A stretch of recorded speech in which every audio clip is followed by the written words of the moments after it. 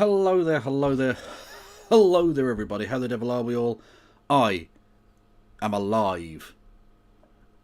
And that's as far as I'm going, okay? If you want any more out of me, I have to be in front of a lawyer. Yes, how are we all? It's very early, I know. But I might go quite long tonight, so to speak. We're on with No Justice for the first bit of the show, and then not later. If that makes sense, which I think it does. I think it definitely does. Yeah, howdy. Yes, thank you, Swirly Curly, for resubscribing. 31 months is a lot of months. Why does his comb change sides? I don't know. It's just, I thought it was a fun image to explain a thing.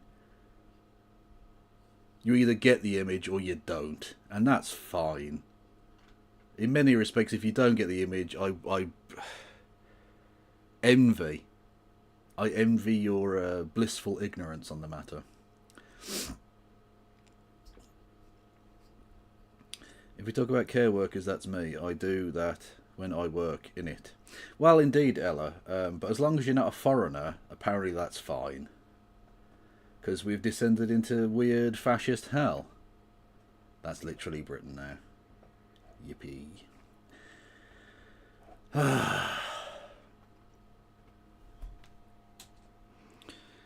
God almighty. Yes, you can assist me in my shouting at fascists online in the form of hitting the follow button, subscribing with Amazon Prime, gifting subs to the community.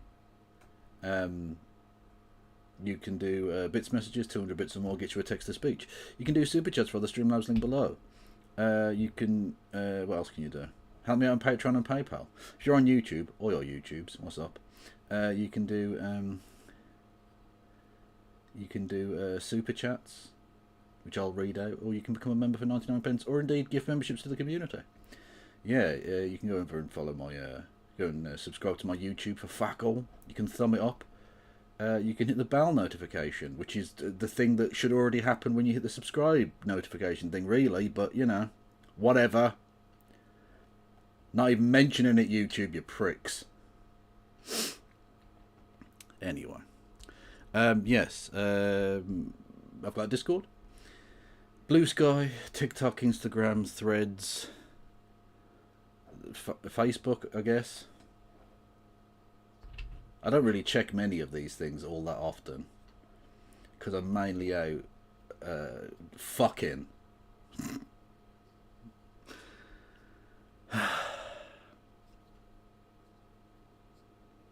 But Ella, do not for a second stress yourself financially. Yeah, like seriously, for reals is only give if you are able to.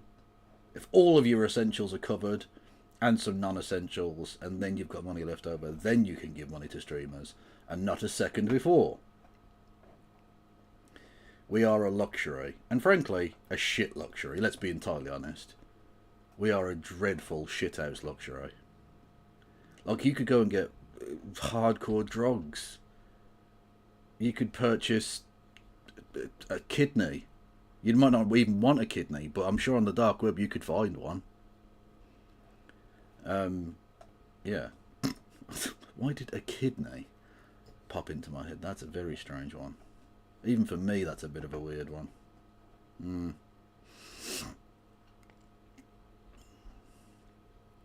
Anyway. Yes, just we're waiting on YouTube. You could sell one. No, I mean you could buy one. I mean you probably could sell one as well, but again that would be medically inadvisable. But you can buy. Why am I advertising this? Why is this a good thing? I don't know. Yeah, why am I doing adverts for all the illegal, terrible shit you can do? Yeah, on the dark web, you could probably have someone assassinated.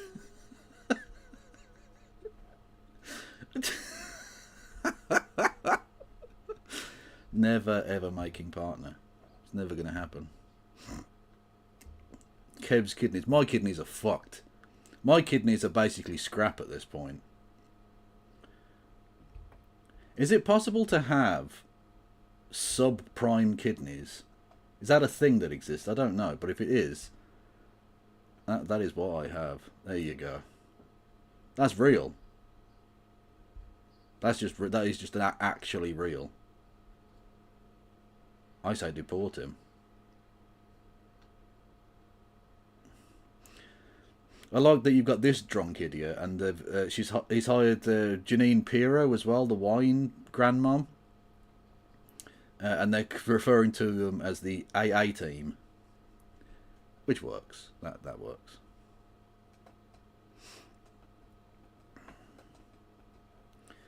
Can someone annoy No Justice and say the link is in the thing? Just go onto their stream, interrupt whatever they're saying, which will probably be far more eloquent and worthwhile than whatever shite I'll say. But someone go into her thing and say, the link's in the YouTube, not YouTube, Twitter thing. She's doing a segment, cheeky bitch. What's she doing a segment about? Why don't I just go and look?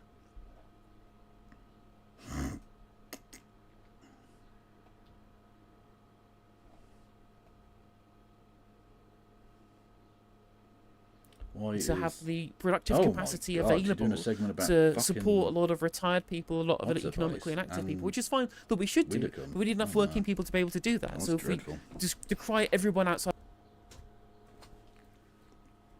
potential, literally a communist. What the fuck? Why is my headphones and then you just stop allowing these people to migrate, then we're just going to have economic stagnation. That could cause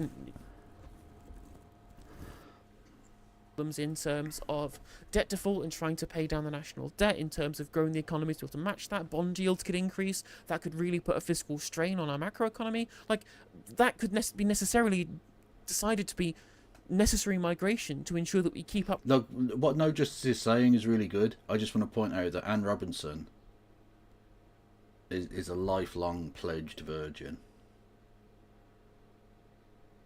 And I can't help but feel that her vow of chastity is frankly redundant. Like, yeah, no shit. Obviously. Adrian Ramsey is going to be our next PM. No, he fucking isn't. He might become leader of the Green Party, which would be gross, but I don't think so. Anne Robinson definitely gets laid. I mean, that's probably true, but I don't know what that's got to do with Anne Widdecombe. Are we just saying... Are we just judging the fuckability of people called Anne now? Because I think that would be, frankly, a little bit misogynist. If I'm entirely honest with you. I'm not sure I'm on board with that. I don't know who this fucking lad is. Do you want the UK to be seen as an unfriendly country in that context? Do you want us to be seen as somewhere where you shouldn't bother trying because the immigration system is going to be very tough, very robust? We are unfriendly to people coming here from Oh, did I say Anne Robinson? Sorry, Anne Widdecombe. Anne Robinson probably does fuck, yes, but Anne Widdecombe definitely does not. Apologies. Again, I'm going to fuck things up, chat, from time to time. This is just going to happen. Fact. My mum is called Anne. You get her name out of your mouth. Vulva is fine, though. That is... okay. Okay. That is... I mean, you talk about your mum's vulva if you like. Mum, I remember my mum trying to explain to me about her tilted uterus. And I just thought, I don't know. Like, unless it's a dire medical problem that you're having dealt with at any given time, and then explain it very briefly to me, and I will be supportive. But I don't need to know about your bits. That's just, it's weird. I don't know. No. We're British. We do, no. What is this nonsense? Stay in the call. Fuck you. Google Meet, you prick. That's interesting, though. Is it? Oh, I don't know about that. I'm really not sure at all. Bad Enoch Starmer. True, that does... Oh, Keith Starmer. Keith Starmer. That works. I was going to go with Sir National Fronter. I think works as well. But Sir Keith Starmer definitely works.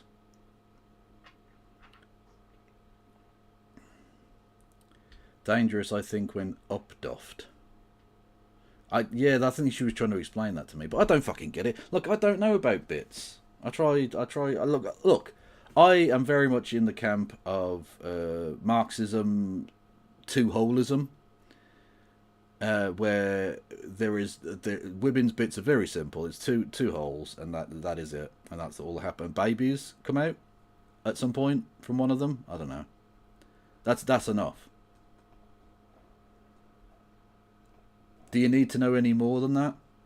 No. It's ungodly. It's ungodly to know any more than that. Than baby. Baby come out. That's it. So well, Baron von Coxlap, as you've literally got Baron in front of your name, surely you understand the importance of titles. It's Sir Keir Starmer. Please.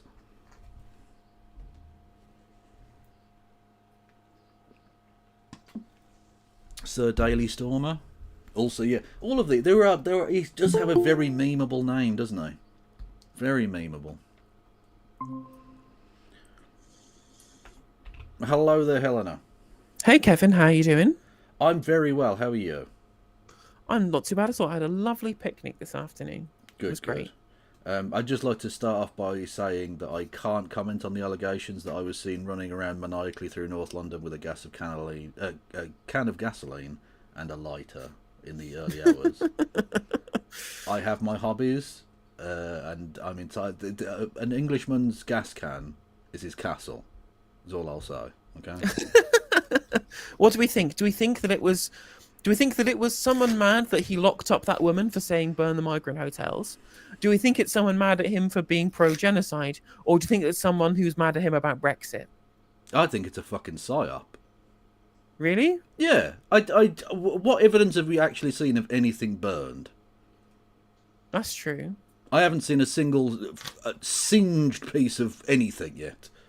And it's very convenient that this would happen just as he needs the massive distraction away from him becoming Sir Daily Stormer.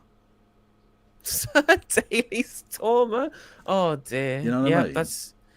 It's very convenient, isn't it? Just like that very convenient Iranian attack on the Israeli embassy last week. Yeah, very convenient, you know? When it fits together a bit too neatly like that, it does feel a bit, you know, a bit obvious. They're not very good with their bullshit anymore. But I don't know. Look, I would almost certainly guarantee it's some sort of far rightist. If it is real. I mean, that sounds like the kind of thing that they would do. Yeah. Like, yeah, the leftists don't really do terrorism anymore. It's very 1980s Baader Meinhof type. You know, we left terrorism alone quite a while back, I think. It's true, we did. And I think in general, like, the left tends to want to protest, whereas the right tends to blame individuals, you know? Like two-tier Keir and shit like that. Yeah. Well, I mean, we'll get into it in a second, but of course really, I am fucking disgusted with it. His immigration plan did come across, like, the Hitler particles were not great. It was very much the kind of Large Hadron Collider of Hitler particle situation going on. I mean, there were a couple of bits where I thought that he was sounding more reasonable when he was saying things like, well, they're importing people to undermine people's wages. It's a free market experiment, right? I'm just like, I don't agree, but then I get it. And then he said, what was the line? Is that we are in danger of becoming a nation of strangers. I was like, oh, okay, this is just enough power now, isn't it? It literally is. I think this will be remembered as his kind of one of the actual things he's remembered for. It's very much his Rivers of Blood moment, frankly. And the really galling aspect of all of this, as I think we've said about literally everything he's ever done, is that he doesn't believe a fucking word of it. Nope. Like, Enoch Powell was a fascist who believed that brown people were bad. And said so, basically, and was fired. Whereas this is... Like, he doesn't believe a fucking word of any of this. Like, literally, in the press conference afterwards, he was being asked, and he had to reinforce, no, I do genuinely believe this. Like, a politician shouldn't have to ever say that. No, it's so symptomatic of everything that's shit about Keir Starmer. Yeah. What's funny as well is because there's so many clips of him preaching about the benefits of free movement and the issues that people have with migration are a subject of economic and political failure and not of the migrants themselves, which is what he said during the leadership election. None of those clips have gone away. They've not disappeared. Like, it's not like all of the right wingers he's trying to win over can not just Google them and find out what he really thinks. Like, it's not difficult. Well, I mean, I think his strategy can be summed up as a massive failure by the fact that the Daily Mail's front page, when it was given literally if the Daily Mail could have written a immigration policy statement from a prime minister, it probably would have been very similar to what he said. And yet they still came out and said, Keir Starmer is pulling the wool over your eyes. He's conning you. He's a bullshitter. I mean, true. Like, It's done. He conned So- everybody. Yeah, like, no one believes a word you say. Your words are fucking worthless at this point. But I think I genuinely dragged the country through the mud yesterday. I'm fucking ashamed of it. And, okay. I know he's your co-worker, and I don't wish to be too rude about it. But I was watching your segment with Michael Walker yesterday, and his, like, oh, it's faux moral outrage. I thought he sounded sensible. Bullshit. I mean, that's centrist madness. That's embarrassing, mate. I'm sure people were very upset in the comments. Yeah, like, he's a prick. I'm just going to put it out there. There goes my chance of ever appearing on Navarra Media. Not that ever really existed anyway, but whatever. Like, I've seen that take from a lot of people. I don't really give too much of a fuck if the right wing think that the left are out of touch. Which they thought anyway. They always think that. And so playing into their narrative as a leftist, even though you know his policy is also bad, is also bad. And that's... trying to be the most the bit that I sensible really of the should have pushed leftists. back harder on was this idea that, oh, well, I think it's fair enough if people are worried that their communities are changing too quickly. I'm just like, well, they didn't really care when they were changing in all of the other ways that they have obviously changed in stratospherically in the last 70 years, you know? Like, the communities of yesteryear are not the same as the communities of today. They have changed inordinately in so many different and multifaceted ways, right? Why is it specifically the ethnic demographic change, which isn't even that big in the place where people really care, in the place where people really are mad about this? These are the places with the lowest levels of demographic change, right? The gated community, middle class, lefty, liberal types that they decry as being out of touch because they don't have to deal with the consequences of migration are the ones who literally all live in the areas which have the densest amount of foreign-born people or non-white people in it, right? We are the ones living in the multicultural areas, and we are the ones who support that stuff. It's not gated community people who don't realize any of the impacts, you know. But why is that your line for community change that is bad when, 40 years ago you had your local greengrocers and your local shops and your local this and that, and now you have Tesco, McDonald's, Burger King? Well, exactly. This is the point that Michael made about if you just read his words literally, they're not so bad. And that's true, but obviously we understand when we talk about a nation of strangers, just like when Enoch Powell said that people felt like a stranger in their own land. That's not talking just about societal disconnection. That's not talking about how the quicksand rentier housing situation has led to nobody getting to know any of their neighbours because you don't live around them long enough to ever get to know them. Yeah. And the Thatcherite concept of there being no society. This is not what people are talking about. It's not what Enoch Powell was talking about. And it's most assuredly not what Farage or indeed now Sir Daley Stormer is talking about. That's not what they're talking about. They're talking about race and ethnicity. That's what's being referenced there. It's these people don't look like me, or they don't talk like me, or they don't have exactly the same culture as me. That's it. But I'm just like, well, I have a different culture to people who live in fucking Winchester, right? Yeah, but again, they're not talking about the white people. Yeah. They're just not talking about that. It's they're funny brown people, or indeed white people, but they're a bit too not white. They're a bit Polish or a bit Russian or something, you know. Oh, no, well, the Slavs have become white now. Some of them have. 2022 was the break, was the Well, you've the got point of inflection. Ukrainian good temporary white Slavs or bad, evil, orcish, Asiatic, Russian ones. Yeah. You know, very much the orcs and the hobbits of the universe. Yeah, it's just unabashedly racist as far as I could see. The policy is not only shit, and I don't think he's going to do it, and it won't have the same impact as he wants, which is basically, can right-wingers vote for me? Because essentially the strategy seems to be, he wants to chase people who are right-wing enough that they want some fascist rhetoric, but not right-wing enough that they would vote for the Conservatives or Reform. How many fucking people does he think are in that cohort? There's no people exist in that. There isn't a group of people that message reaches. It just isn't. And the fact that he said at the end, "Oh, we're not going to leave the ECHR." Well, that's how they're not going to vote for you then. They're just not. Yeah, like, because again, there's only a small amount of Labour voters who are considering voting Reform, and Reform voters mostly come out of the non-voting cohort, right? Like, if they didn't like Keir Starmer in 2024, what makes you think they're going to like him in 2029, you know? Yeah, he's eviscerating any chance of any progressive person voting for him in favour of the right-wingers who are already coming out and saying you love immigrants and calling him a secret Muslim. Like, it's embarrassing. Well, that's a good point by InfoSiege in chat. Like, what even is multiculturalism? I grew up on a council estate in London. My experience is English. Education was British like everyone else. Like, what is it? Because we observed Diwali sometimes in primary school. Like, yeah, I see. That's a really good point. You know, it's just. Yeah. When has British culture ever been different? Like, people say, "Oh, British culture's being eroded." Like, how? How is it being eroded? Well, again, we don't drink flagons of mead and use the groat as a fucking currency. Like, it's madness. And then, like the British culture in the way that, like, they all have essentially integrated into anyway. Like, and even then, like what I was mentioning before, the biggest thing that's kind of ruined British culture is the fucking creep of a fucking Americanization. You know? Yeah. No, absolutely. Which is a new thing. That is a new thing. People of other ethnicities coming to the UK is not a new thing in the slightest. Yeah. Apparently, just for clarity's sake, apparently we now do have evidence of things that are on fire.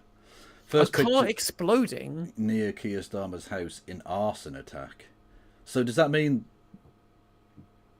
Hang on. So was it a car bomb? Well, it sounds like a failed car bomb. Sounds like a failed car bomb that's just set the car on fire. But I said, didn't someone say a door was set on fire? Well, I'm assuming it was kind of the fire broached from the car to the door. Maybe, I don't know. Yeah, either way, something was on fire. I take it back. I mean, it still could be a psyop, but there is at least something on fire. Yeah. Apparently, it says so in the article. Okay, this is the moment a car exploded, quote unquote, on a road where Keir Starmer owned a £2 million house, triggering an investigation by anti-terror police. The neighbour and owner of the gutted vehicle believed the incident was caused by a faulty battery, but given another blaze at the house where the Prime Minister has lived and now rents, a full inquiry was launched. Shocking images flying after locals were woken by bangs like an explosion. Images of the aftermath showed wrecked. The vehicle was completely destroyed. Okay. That's not a car bomb, is it? No. You don't put a car bomb in the bonnet, or what do Americans call it? The hood. You put the bomb like inside the car, obviously, because there's no space in this for a bomb. So that's just like a battery fire or something. Although it could have been caused by, I don't know, something else. Who knows? Either way, hang on, there we go. Fire damage. The first property in Islington, where the Prime Minister lived around 20 years ago, left the damage to the front door. What? They're attacking his old houses. Just making sure, right? Covering all the bases. Yeah, just in case the memories of Starmer are still there. The second one, damage outside the Prime Minister's property in North London. Yeah, there was definitely a fire there.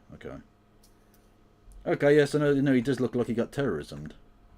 Which, you know, as the Prime Minister, is probably not great for the country.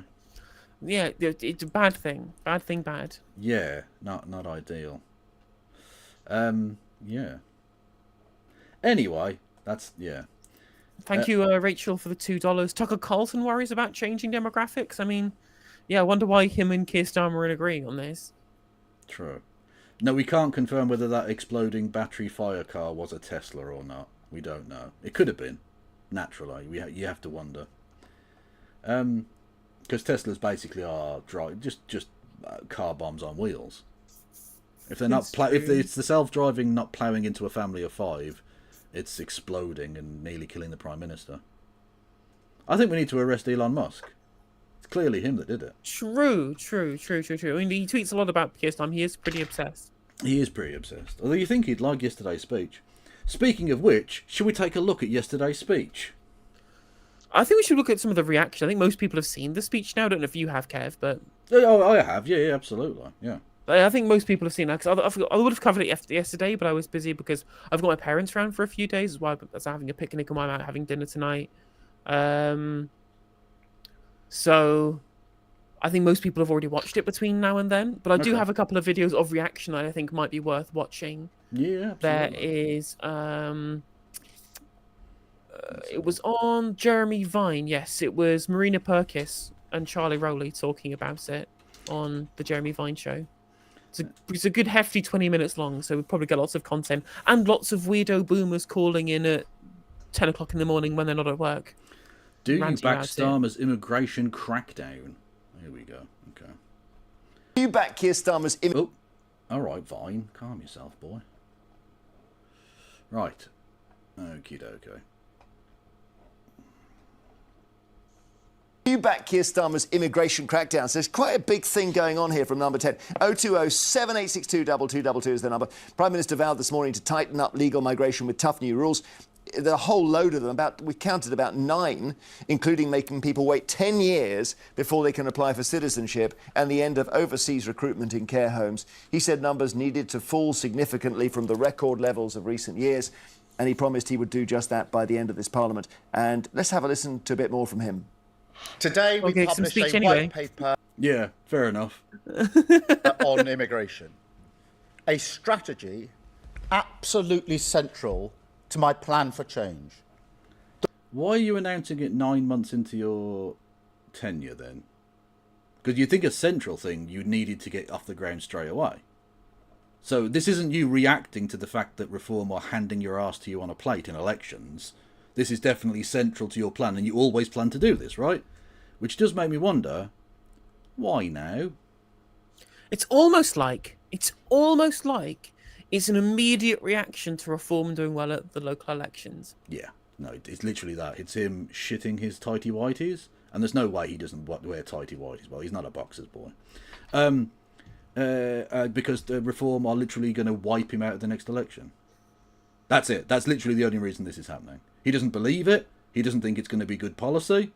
He's never, for a second, thought that this was good rhetoric. None of it. It's just, we need to do what Reform are doing. Forgetting, of course, that the people who want to vote for Labour don't want to vote for the Reform Party. Most of the switchover, as we saw at the election, if you look at the actual results, is from Reform to from the Tory Party to Reform. And most of the Labour Party's losses are people not voting for them. And maybe going to the Greens or the Lib Dems.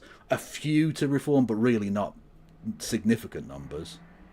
Not that you would need to become Oswald Mosley. Jesus Christ. That will finally take back control of our borders and close the book on a squalid chapter for our politics, our economy and our country. This plan means migration will fall. That's a promise. But I want to... Okay, that's how you can guarantee it's not going to fall. I mean, the thing is, what's funny about all of this is that it was always going to fall. They could have literally done nothing and it would have fallen. But no, but Keir Starmer's just promised it, so the opposite will happen. Oh, that's true, this. Right? Yeah. True. Well, that's the thing, because of course, is that the peak that we previously had was due to the COVID backlog and due to Ukrainian and Hong Kong refugees and a bunch of students who were delayed because of the pandemic, you know? So that's why it immediately went down the next year, and it's just going to come down again just naturally. Yeah. To be very clear on this, if we do need to take further steps, if we do need to do more to release pressure on housing and our public services, then mark my words, we will. Net migration. God, have you ever heard a less convincing human being in your fucking life? Like, oh my, he wants to sound prime ministerial and serious and like, he wants to sound like Tony Blair, but he just sounds like a very, very poor imitation of like Ian Duncan Smith. It's so true. Embarrassing human being. Which is the number of people who came to the UK minus the number who left, stood close to 1 million in the year to June 2023, and it was at 782,000 last summer. Home Secretary Yvette Cooper said radical changes set to be unveiled today would see 50,000 fewer visas issued this year alone. The Tories say that's not enough, and their plan, Labour's plan, is laughable. Meanwhile, Nigel Farage accused the government of merely tinkering around the edges. Charlie, what do you think? Well, look, I think it's a step in the right direction on the back of the local elections where a reform, still a very new posh party. is this guy? Jesus. How posh is this guy? Well, indeed. I think we might need to do a school check.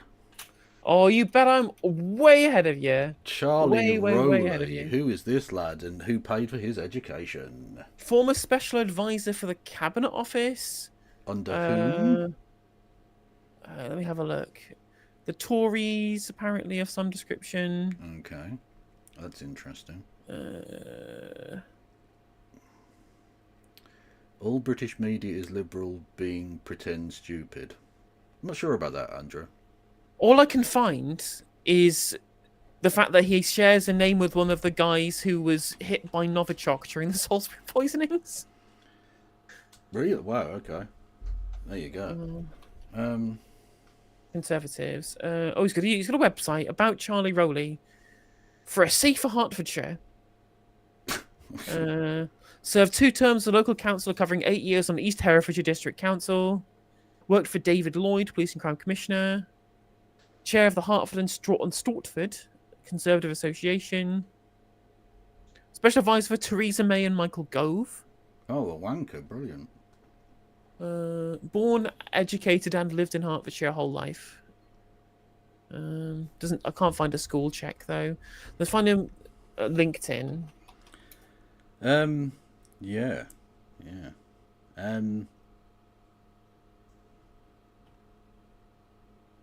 It doesn't surprise me though that he's like in favour of this, even though again he worked for people who increased migration largely. Although again, actually that fits in perfectly. He was special advisor to Theresa May, where immigration went up, but as Home Secretary, she was very, very racist. So, like, that's perfect. Keir Starmer's just going to be racist and then probably do nothing really to stop immigration, because that's not his inclination at all. Yeah. Pretty much. Did we find anything? I can't find him on. Okay. He's not famous enough that we can mock him. Okay. Which, you know, just give you like, I don't know, channel. You'd think Jeremy Viner would be able to get in a bit, you know, a higher class guest that's Googleable. Seem to have a bit of a clean sweep. It's a public sentiment. For far too long, political parties in power, Conservative Party over the last 14 years, Labour Party before that, haven't tackled immigration properly. Right, but this is the annoying thing about that argument about it's democratic and all the rest of it. The Tories, the natural party of being anti-migration, were given that opportunity for 14 years and consistently said, yeah, we'll do X, Y and Z. Why is it now on the Labour Party, who are not traditionally the anti-immigration party, albeit they've done some pretty shitty things, and you've had people like David Blunkett, who was just a racist prick as Home Secretary. Why is it up to them now to have to do the thing that the Tories should have done in the first place? Look, the democratic process was the Tories get voted in to stop migration, and they stop migration. It's not then up to the Labour Party to have to do the thing that the Tories said they were going to do. Very true. That's not how it works. Like, otherwise, why didn't Margaret Thatcher continue the nationalisation of the Callaghan government? Do you know what I mean? Look, it doesn't. That's not how it fucking works.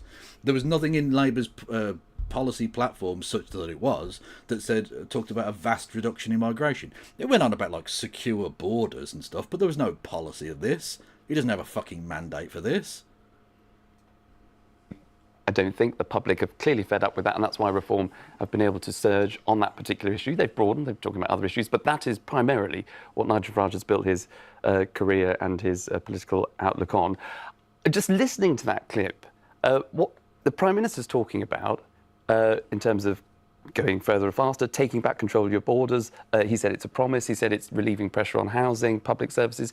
That's all very well, but that speaks to, I think, in terms of the British people, illegal immigration. People are concerned about the pressures on housing and their public services when people come into the country illegally and seem to be getting all the benefits. Okay, but you were special advisor to Theresa May, who deported people who were here legally, but we lost their documentation. So like, every time. Suck my dick, mate. Like, we literally invited those people here to build, do you remember when we were bombed and all the country was, like, flat and rubble? And all of our 18-year-olds died? Yeah, and, like, we asked people from the Commonwealth to come here and help us, and then we fucked them up. Do you remember that? Because you did that. Benefits or seem to be getting the top of the housing priority list. That isn't... Yeah, but they're not getting the top of the priority housing list. That's actually just a fucking lie. And it doesn't matter. Like, we have a statutory duty to house asylum seekers whilst they're having their claims heard. You don't want to house asylum seekers, have their claims heard quickly. Invest in caseworkers. It's not difficult. Yeah. Like, are you arguing that vulnerable people who've just left domestic abuse situations should be housed in hotels? Ahead of the migrants? Is that what you want? Should we put battered women on the Bibi Stockholm? What are you talking about, mate? Yeah, but, and also on top of this, like, let's send battered women to Rwanda, along with the Ukrainians. Like, this was silly. So what's so silly about this is that people somehow think, oh well, this just means that they come here and then they get a free house forever. No. This is just whilst their claim is being heard, right? Because they can't legally work, so how could they possibly legally pay rent? Exactly. So, I mean, like, if their claim gets heard in like 6 weeks or something, then they're barely going to be in and out, you know? Yeah. Well, Miss Hire, I've said this for a long time. The UK is far more racist than people want to admit, and it goes back. The perfect example of this was Lawrence Fox on Question Time all those years ago now. Literally, we're the most tolerant, lovely nation in the world, and the audience was like outraged. The country was outraged that they said, "What, you as a rich white guy, how the fuck can you judge this?" Because he doesn't experience it. He doesn't live in the real world. The UK is way more racist. We like to pretend we're super civilised and modern, and we really aren't. Given a chance, we'll do Brexit every Thursday.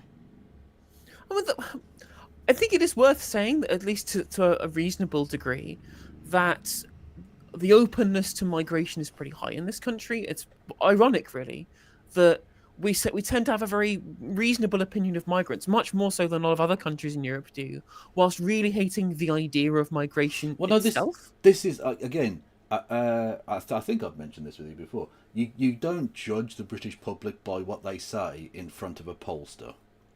That's true. They will say that they prioritise NHS spending, they prioritise looking after the disabled, the sick, the poor, etc, etc. They'll say they like immigrants, they're not racist, etc, etc. Then they'll go in the ballot box and vote for the BNP. Which they did. Over 1 million people voted for the BNP. They got 2 MEPs elected. Millions of people have voted over the course of 30 years now for 20 years now for Nigel Farage. The British public are way worse than they are prepared to look like in front of a pollster. When they're in the privacy of the ballot box, all of a sudden that nice, fluffy, liberal, middle class respectability goes out the window. Speaking to legal migration. So I think there's a real issue there already. Obviously, it's right to deport foreign criminals. I think that's right, and you could be harder on that. Yeah. But if it was so easy, why hadn't... That's true. You know what we should do? We should deport Benjamin Netanyahu to The Hague. If he ever immigrates here for any reason. Yeah. We should send Zippy Hotovely back to Israel because she's literally advocated for genocide in Britain. That's a thing she's done. Repeatedly. Live on LBC. I also want to say thank you, Weebertron, for the 20. Thank you, Weebertron, for the 20 gifted. Appreciate the support. So it's obvious, isn't it? Because the one thing they can affect is legal, as Charlie says, but it's also not the bit that concerns people most. No. So this immigration crackdown, while there are some good parts, like deporting serious, violent foreign nationals, fine, that makes sense. But so much of this is Labour just barking up the wrong tree. You cannot out-reform reform. And if you continue to go down this road, all you're going to do is lose votes and alienate potential Labour voters, right? Exactly. Exactly. But we talked about this with Kemi Bad Enoch. Another Enoch. Surprising. You can't be more Farage than Farage. Why would anyone vote for Badenoch when they can just vote for Farage? And that makes more sense from their perspective, because they are losing huge numbers of votes, and they are both, naturally right-wing parties. They are competitors for that space. Whereas the Labour Party, traditionally a more centre-left party, are reaching out across that gap and saying, no, we want to be more like Farage, and outdoing the Tories to the right, to the point where Farage is now the most left-wing of the major parties, polling-wise anyway, in Parliament. And that makes me want to scream. Literally, there was a point on Newsnight last night, we watched it before you came on, Kev, of one of the journalists saying that he spoke to Nigel Farage in Westminster and said, apparently, was said to by Nigel Farage that it was a massive political misstep. Yeah. Like, it was catastrophic for Keir Starmer because it's just going to create this huge divide in the Labour voter base. And he's right. He's correct. Yeah. And he's probably quite annoyed because he was planning on using the Nation of Strangers line at some point in the future. And he can't now. Thunder officially stolen. Exactly. You've been outflanked by Keir Starmer and Morgan McSweeney. Your move, Farage. Start opening the camps. Are you sure they can't? I'm just sorry to interrupt. I'm just thinking, in 2015, Cameron had the barking, if you like, of UKIP, and they were really caught. They got some Tory seats, and he said, "OK, I'll tell you what, we will have in 2016 a referendum on whether we actually want to be in the EU," and that was the end of UKIP, basically. So there is a way of cutting Nigel Farage off at the corner, isn't there? By giving him everything he wants.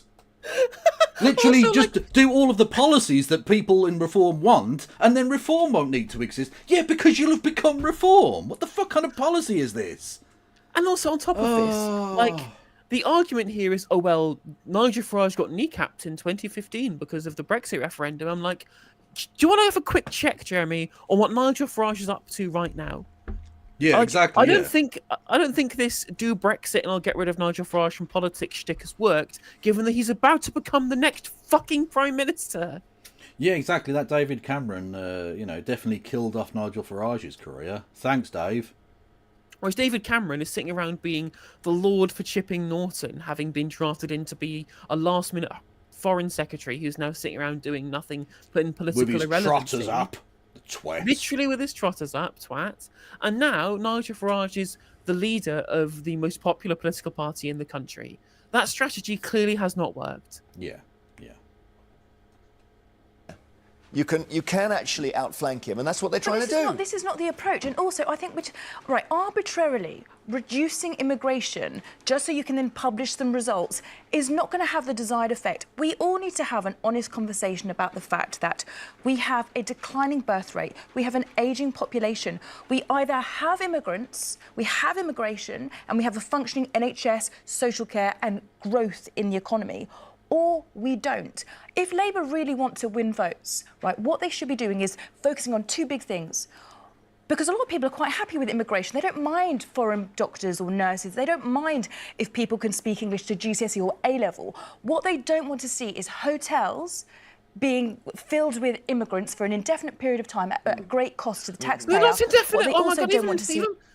Even fucking Perkins is doing it now. Even Marina Perkins is doing this now. It's not an indefinite amount of time. It's only while their case is being heard. Oh my God. But it's the framing. The level of misinformation. The right-wing framing and misinformation in this is, key.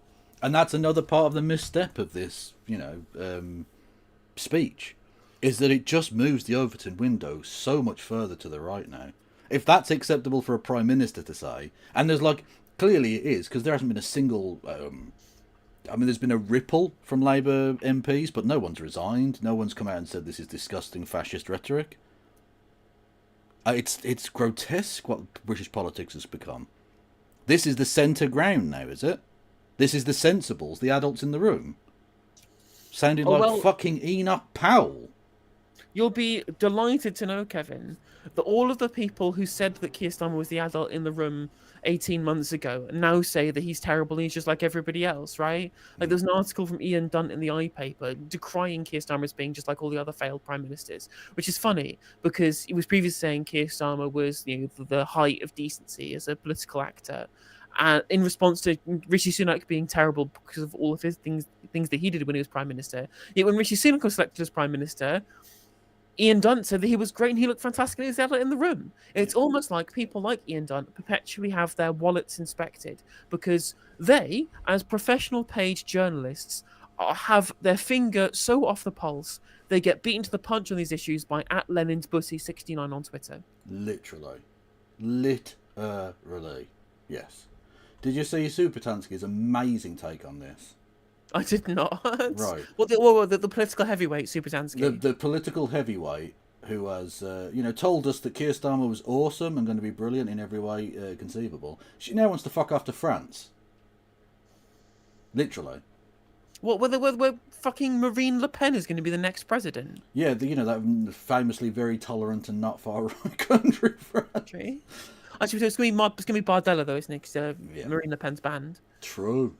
I don't want to live in the UK anymore, cockwomble, because after one term with this bullshit, cockwomble, you're going to hand it to reform, or just be like the other right pricks, far right pricks. So I'm already trying to see if I can live in France.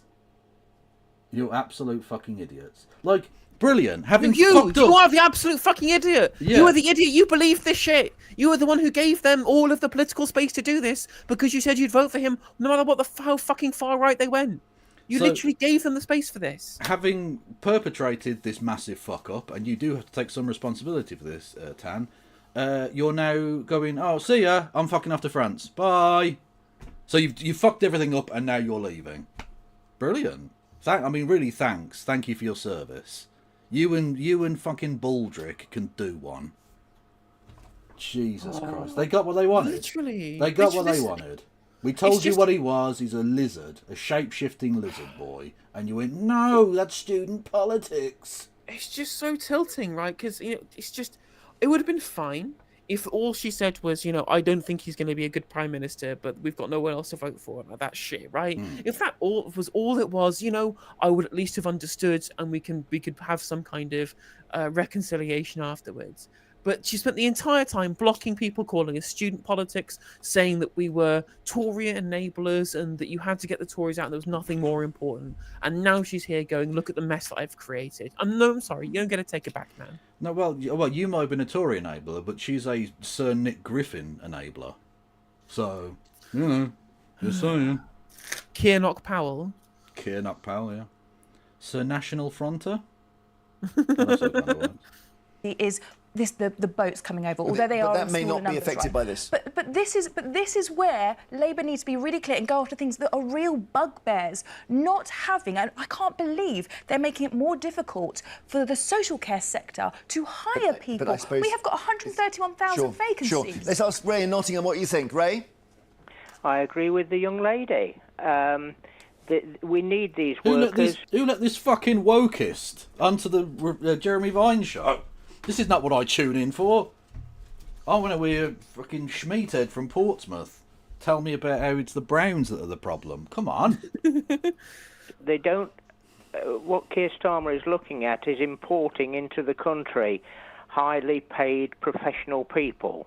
We need ground people on the ground. I've got friends in care homes with serious dementia. There's not enough staff now to... To be fair, mate, from the sound of your voice, I already guessed you know lots of people with dementia. Yes. Like, I don't want to be rude, but yeah. cope with them. No, I know. I agree with immigration cutback, but there's hundreds of thousands flying in on aeroplanes, being put up in hotels. What? Why are we even allowing... What, we're going to stop the small aeroplanes now? It's James May flying people over in his Cessna 115, wherever it is. Yeah, no, it's the migrants. What's a ramshackle plane? A Sopwith camel. No, Kevin. I know what he's referencing. What's he referencing? It's Hamas. Oh, Hamas. It's the Doncaster Brigade. Oh, they're at it again, lads. Coming across the channel in their microlights. Them through the border. Well, I think that's more the boat end of things, isn't it? That where Well, that's only about 5% of the situation. The main thing is people are coming in on aeroplanes, hundreds of thousands of them. And Let's just build a fucking wall around the entire country. A globe. No one can Dome. exactly go full Simpsons movie, but not shit, and just do a glass dome over the entire country so no one can get in or out. Brilliant. It's basically what they want with the borders from Brexit and from what they do on from immigration. You know, we can't leave and people can't come in. We have going full dome. The dome is the Brexit I voted for. I knew what I voted for. It was on the paper. Anything short of a dome is betraying 17.4 million people. Build the dome. Build the dome. It's the will of the people. Come on now. And that's the thing, right? just stick it. Is that if he's referencing illegal migration, i.e. people coming here on legitimate visas and overstaying them, they probably do a right by plane, right? But I'm pretty sure that's not what he's saying. Yeah. Thank you, Lily with bits, for saying the truth about Navarra Media. This year's woke died video summarised last year was what? I'll get around to dealing with that shortly. In a bit, Lily. Yeah. Them in hotel. Don't forget you can give bits and subs and all of that shit to both of us. You can. I believe in you, chat. We don't need these people. We need people who are going to go to work, whatever the job is, going to work and committing to the country, paying taxes. Okay, all right, Ray, thank you very much indeed. After the break, we're taking more of your calls on whether you're back here, Starmer's immigration crackdown. I think that's probably a median position for the UK voter base, right? If they come here to work and contribute, that's fine. If they don't, I don't want them. And that is basically fine. That's basically a fine position to be able to take. But then he goes off on about people coming here on planes. What? That made no sense to me. But most people, if you just try and frame it as, well, they're migrants coming here to work or to study, right? Half of these people coming here, buying our export goods, the best universities in the world, with some of the highest ranks. Coming over here, learning our knowledge. Coming over, building up the future, subsidising working people in this country to get cheaper degrees than they pay for. Yeah, exactly. It's so fucking dumb. This entire conversation is so dumb. But again, it's partly because the Tories completely abandoned their own voter base on this issue. Yeah, true. And they own all of the media, and therefore that's all we ever get to talk about.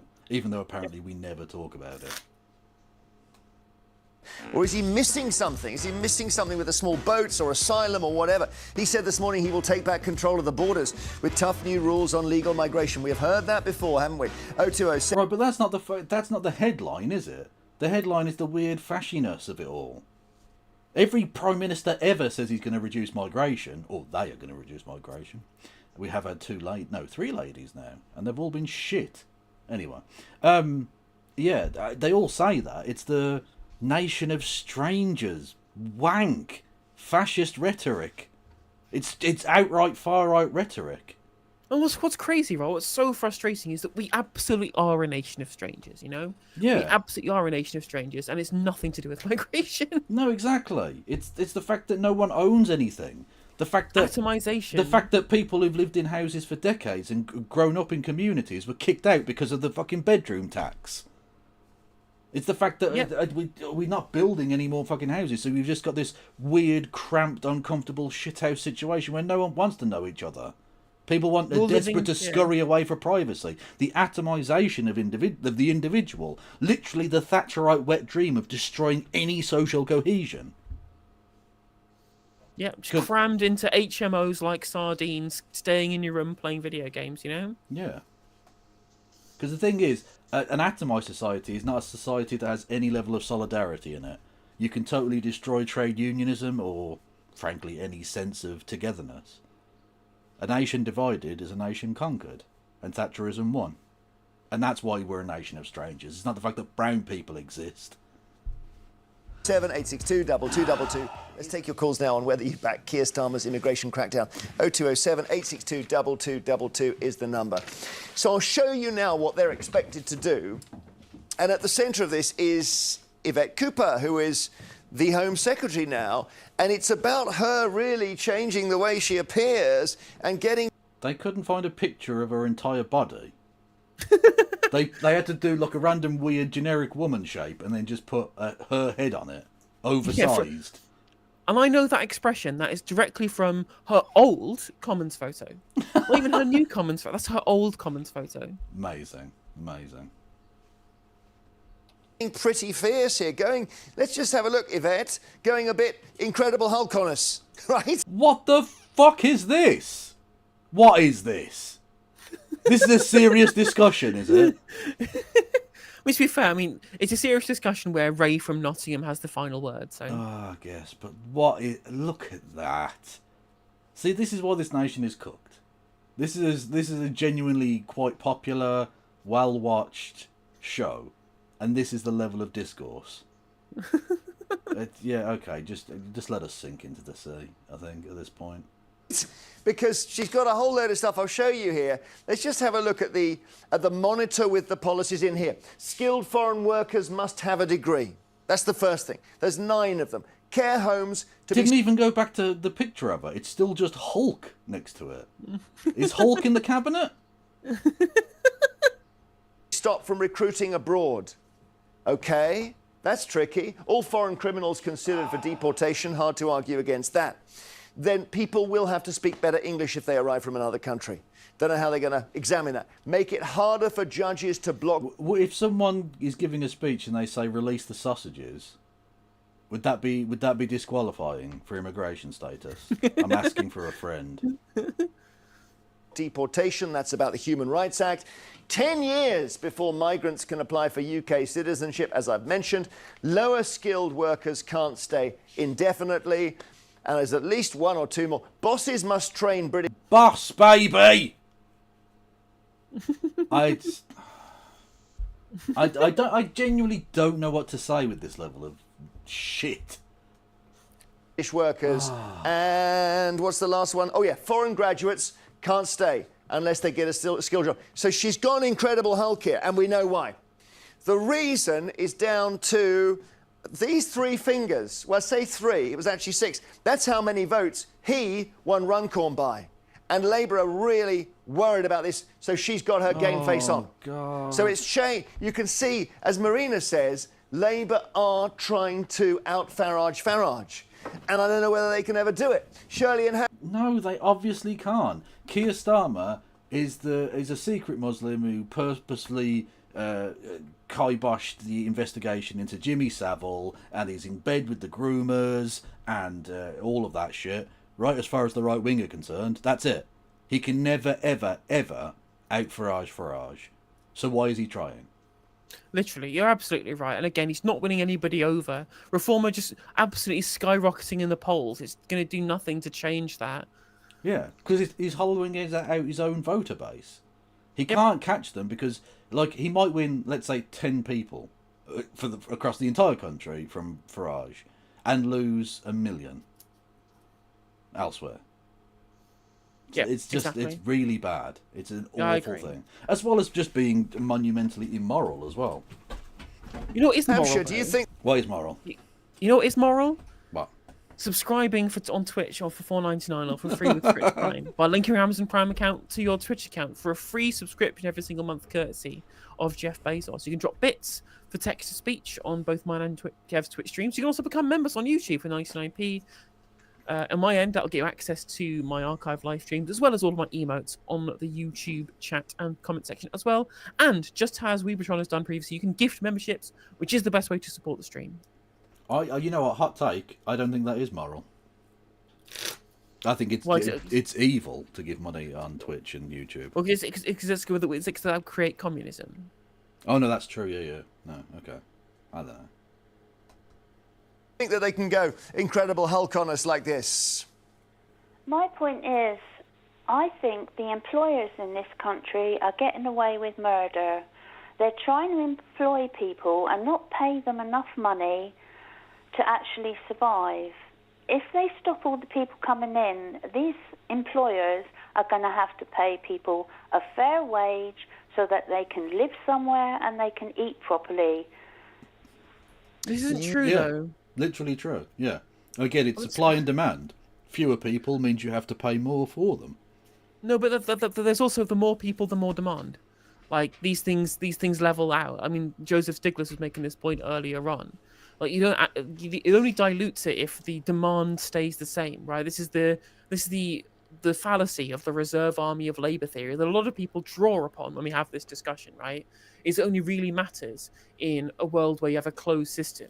So, for example, a reserve army of labor is, for example, women joining the workforce. That is a reserve army of labor because the demand stays the same because all the women who are working, they still need to eat and consume and buy all the things. The demand basically stays the same, but the supply of workers is the same. But once you have more people, once you grow the size of the population, they also contribute to the demand as well as the supply, and it evens out. And most studies will show this. They don't actually dilute the wage demands. The issue, of course, is that the issue is that for a long time we have had high migration whilst having continual strict backing of union rights and of collective bargaining, and people have misapprehended that it is the spike in migration that's caused this dilution of the labour market, when in reality it's the lack of collective bargaining for working people themselves and supply side reforms such as benefit cuts that have forced people to look for work when they shouldn't be having to do so, which then that's more people looking for work whilst demand stays the same, which does dilute the labour force and does drive down wages. So I think that is a misapprehension by a kind of a nebulous way in which the labour market dynamic isn't intuitive, if you get what I mean. Yeah. But all employers want are good workers. And I'm afraid so many British... All employers want is a profit. Yep, that's why they want good workers. And there are so... No, they don't, no. Jeremy, you're a PragerU idiot. What are you talking about? they just want profit. If they could get profit by employing squirrels to shit on your food, they'd do it. They don't give a fuck. They don't care about safety. They'll happily cut corners on that. They don't give a fuck about paying people a living wage. We know for a fact that loads of big employers undercut the living wage when and where they can. Well, that's the whole point, right? The minimum wage is a minimum wage because if they could get away with paying you less, they would. And did, before it was introduced. Again, one of the few things I think that the new Labour government got right. Something the Labour movement had been trying to introduce for 150 years or more. They introduced a minimum wage. It's not good enough. It's not the union's living wage, but it's certainly fucking an advance on the ridiculous situation we had before. Exactly. So many British employers... I just want to point out in chat there from Matt Schaefer, it's a perfectly reasonable point, saying, I was a brickie, Polish people came in and wanted less money, you're not a brickie anymore. It's true that in certain sectors, if you have an oversupply of a certain kind of worker, it can dilute that sector of the workforce. So wages will go up elsewhere where the supply hasn't increased and your supply is higher in your specific sector. So it can have these specific distortions, which isn't necessarily an overall dilution, right? It's moving it from one area to the other. Because, of course, all of those people who are coming here to be brickies also need to buy food and go shopping and do all of these things, right? And there's not more people in relative terms coming and working in supermarkets. So if you're brickies, all of them are seeing that they are seeing their wages diluted, right? Because there's a big influx of this specific type of worker, but wages are going up elsewhere. So of course, I think that what you have to do is you have to manage, first of all, ensuring that you don't have these big gluts of specific kinds of workers coming at the same time, leading to these specific dilutions. And of course, you need a sectoral bargaining agreement. If we had a wage setting paradigm that wasn't done through a market, but done through a negotiation between unions and bosses, it didn't matter if there was a glut of new people coming in at one point willing to work for less, because the minimum wage would be set by the bargaining agreement, and they would not be able to undercut them. Yeah. But again, that's much more difficult to explain than, poll come in, me lose job. It's true. But of course, if you had these sectoral bargaining agreements, probably fewer people would come here. It probably would have fewer people wanting to come here because they know they wouldn't be able to get an easy job if they did. Yeah. Because they would have to fit into the existing work paradigm, True. But of course, many countries in Northern Europe, for example, and Nordic countries have these labour bargaining models, and they still are happy to have migrants come into their country because they recognise the need for having more people with ageing demographics and more productive capacity, etc., etc. Although we don't want sectoral bargaining and the strengthening of union power to be a return to closed shopism as well, because that's probably not a great idea and didn't work. Well, that's out why, well in a number of yeah. areas. Yeah, that's why shop unions have always been a bad thing in America, and the American wage bargaining model sucks really badly in every sense of the word. And why, like, high level, big coverage, sectoral agreements are what you really, really, really want. Because you can't have individual shops shutting people out. You have sector-wide collective agreements that ensure that everyone is covered. Yeah, but also the main takeaway from this: join a fucking union. Very true, very true. It doesn't matter what happens with immigration. Your boss will still try and make your wage as low as possible because that's in their financial interest. And the best protection you have is a trade union. Indeed. Those who say they don't employ British people because for some reason we can't hear alarm clocks. It's as simple as that. No, it's not. What? It's not fair because why would you get up when you can get just as much on the dole? Oh, for fuck's sake. Yeah, they've got it. The scroungers have got it too easy. Shut the fuck up. And the irony, of course, is that people's wages are lower because we slashed benefits. Yep. There is no competition with the welfare state. Like, wages would be higher if the employers had to compete with a more generous welfare state. Yeah.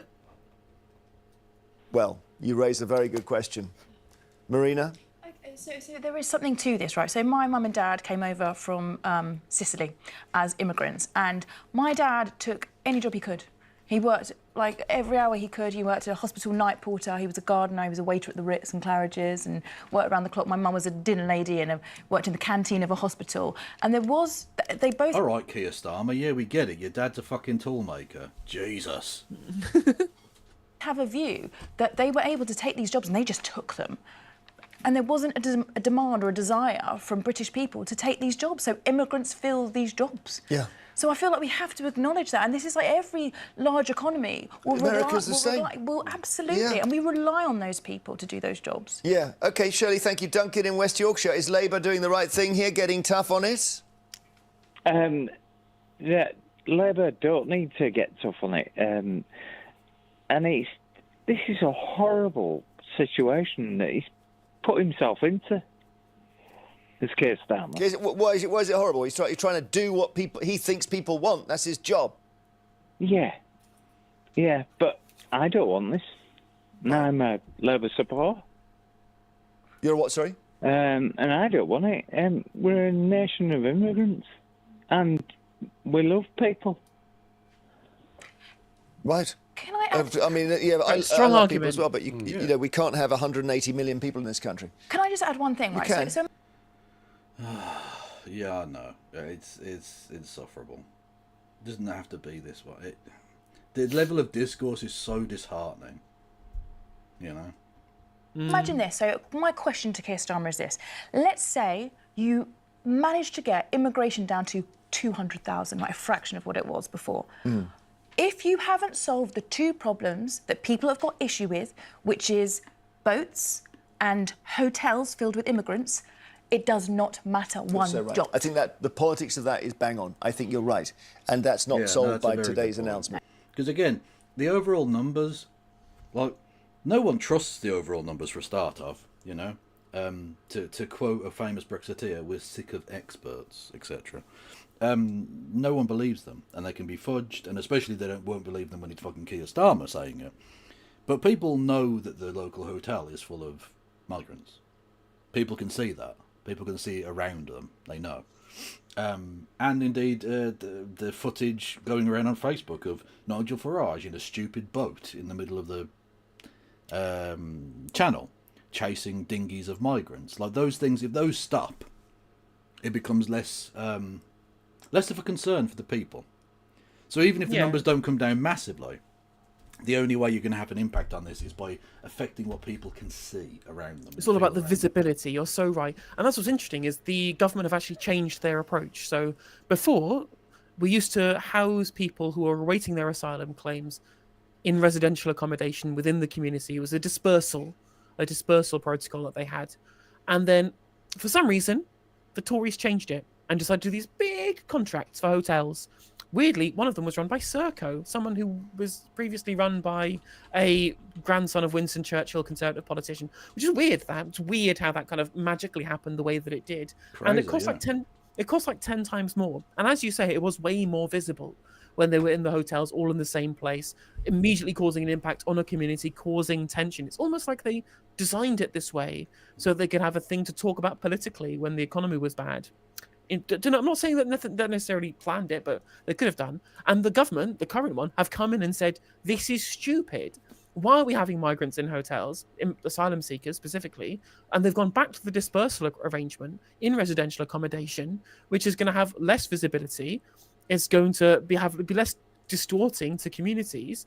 And on top of this, it's going to cost the government way, way, way less. So immediately overnight, they've come in and solved the problem that was created by the last government that, ironically, brought down the last government in part and parcel of why they were so hated and why their party is basically irrelevant now. True.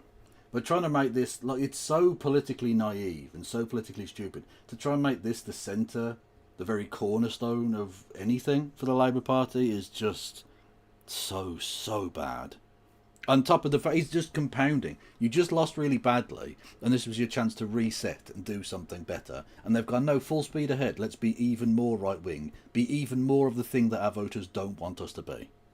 Mad. Nice. Yeah, they will be able to have what they will call better figures. Duncan, sorry, before I let you go, we all love people. That suggests we don't need any rules about migration at all. What?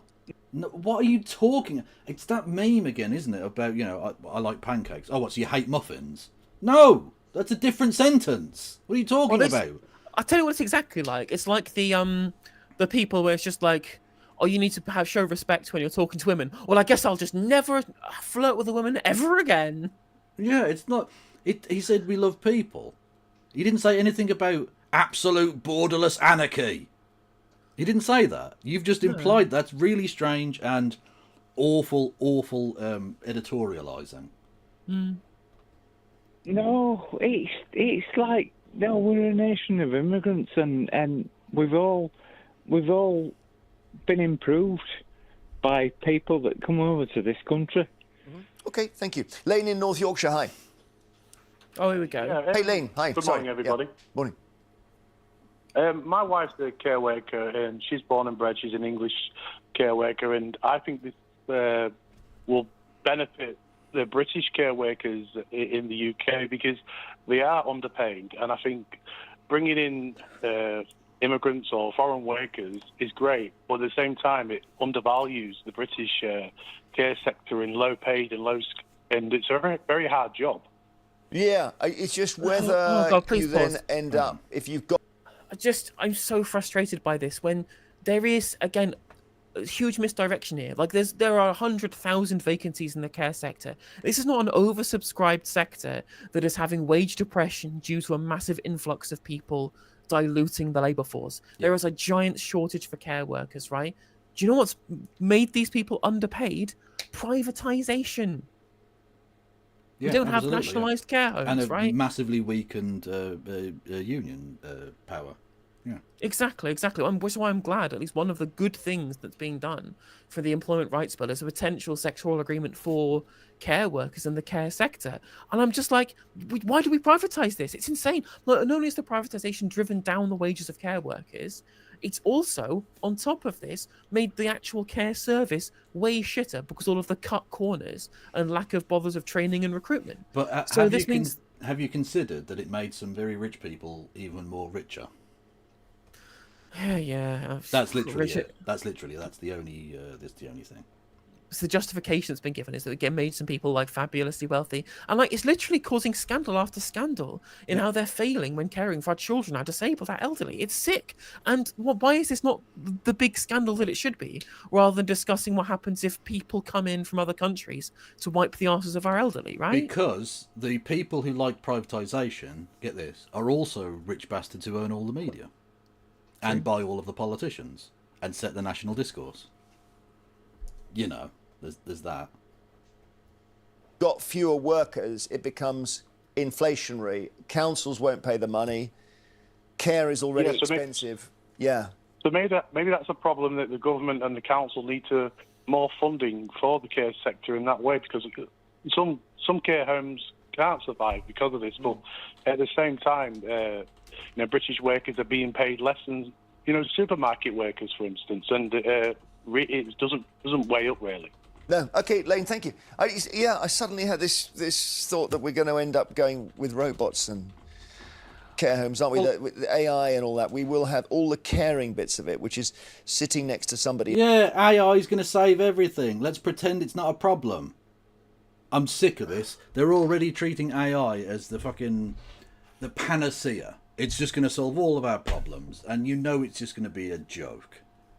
It's not going to do that. What do you mean? What's AI going to do for the care industry? What, you're going to have AI arse wiping?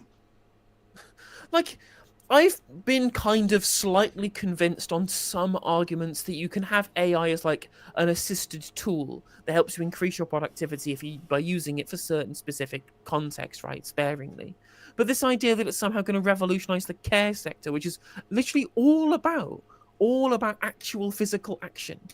These are all kind of physical action that you have to do to take care of people. Like, unless you're building actual factual robots to do it, to actually do the physical action, AI ain't going to do shit.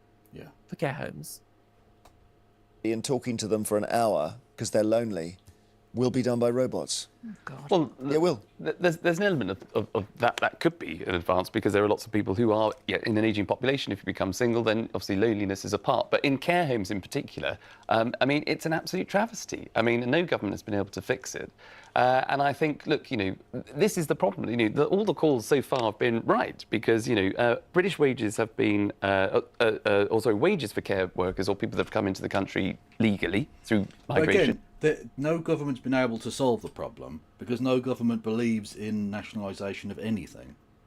Like, it's literally, you've tried nothing and you're all out of ideas. It's so true. Brilliant. It's so true. Brilliant. I just want to again say for Ribbon Chat. Maybe you joined after I said it, but it doesn't.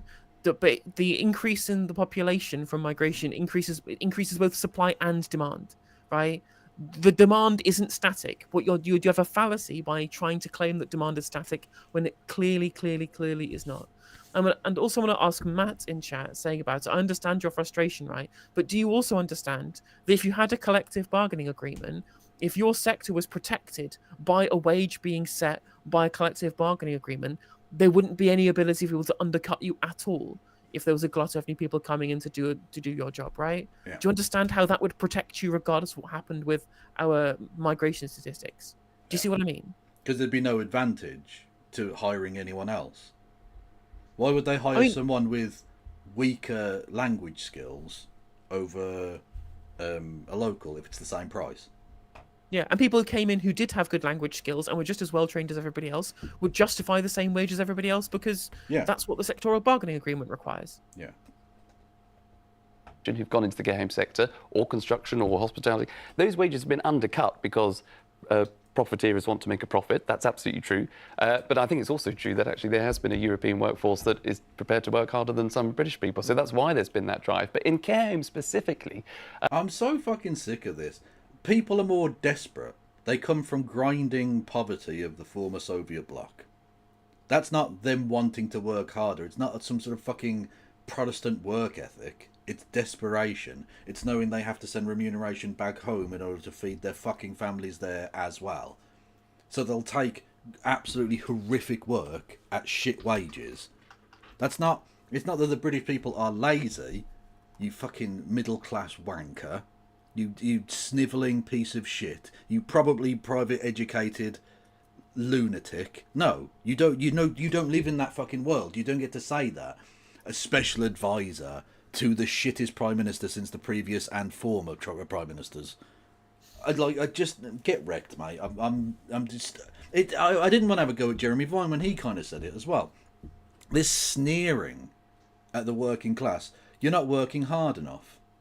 Motherfucker, we've never worked so hard in the last 50 years. And that's one thing that liberals did that is made me absolutely furious, right? Did you see those lines that came out, like the kind of the Brexit era, and it was just like, you're not being displaced by migrants in your job. You just shit because, you know, Ibrahim, who doesn't speak the language, can beat you with your 2 GCSEs. I'm just like, stop being fucking snobs, and that's what this guy's doing here, you know? Yeah, it's snobbery. It's a reinforcement of this horrible class. Yeah, it's class warfare. That's what it is. It is, yeah. Exactly. He's an upper class knob who's never done a day's hard labour in his entire life, telling a bricklayer to suck it up. Like, yeah, exactly. Yeah, 100%. Mate, shut up. Literally, shut the fuck up. Literally true. Also, want to point out. I think you need to maintain those people. Go on.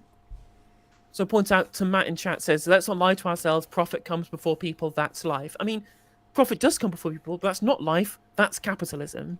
Yeah, it didn't always come before life, and it doesn't have to in the future. I mean, there was the ownership of the fields came before life when it was feudalism, but we can transition to socialism where people come before profit. Indeed. People, you can continue if you're already here on a care home visa. That's going to be extended if you're already here, but getting new people in is going to be difficult. Okay. But this is one of the areas where I think, just very quickly, I think the government has to be clear about who it wants into the country, and it should be protecting the care sector, not putting people off. Brian in Newport, hi. Hello. Hey. Yeah, I think it's Starmer. It's all flannel because it's just the guy in front of the paper. What the fuck? Have you got a word out of this yet? I have not. I haven't understood a single word this man says. He's phoning from a phone from 1953. He said Starmer. He did well. Okay. I recognise that. Going in front of on the TV, banging on about this stuff. Yeah, one of his other things were the NHS. Now, he said he's ploughed all this money into there, yet on the BBC News the other day, they were saying NHS staff are going to have to be let go. Something about the NHS, but that's it. Yeah, he said...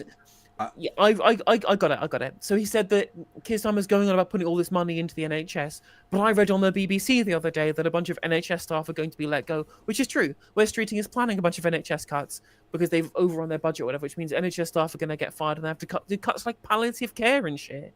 Yeah, so it's. I mean, they're actually just doing austerity. Yeah, they're just the Tories. Yeah. They're going to stop services like diabetes clinics for the young because they've got to balance the books.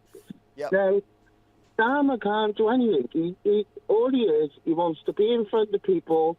Look at me. I'm doing this. I'm doing that. But when you really look back at it, like I say with the NHS. The NHS now are letting go of frontline clinical staff. No, I hear you, Brian. Thank you. And I don't want to range too much into the NHS, but you're right. I mean, he was incomprehensible, but he was absolutely correct. Keir Starmer doesn't care. He just wants to stand in front and be the Prime Minister and then just have the time in front of the lectern whilst lying. Like, he's lying. Yeah, he's basically true. Yeah. That's connected for sure. After the break, we'll take more calls on whether you back Starmer's immigration crackdown. He said migrants will have to earn their place in the UK. He's basically going to make it less attractive for people. Now, your calls on whether you back Keir Starmer's immigration crackdown. The Prime Minister has said it should be a privilege to live in the UK. To be fair, that's just a continuation of Tory policy as well, because they were making Britain so rubbish that no one wanted to come here. And Starmer's just gone along with that. Like, they're going about push and pull factors. But the push factor is clearly Britain is rubbish now. You don't need to come here. Literally, the jungle is preferable to Kent. So just don't. By the way, when I say the jungle, that's not as racist as it sounds.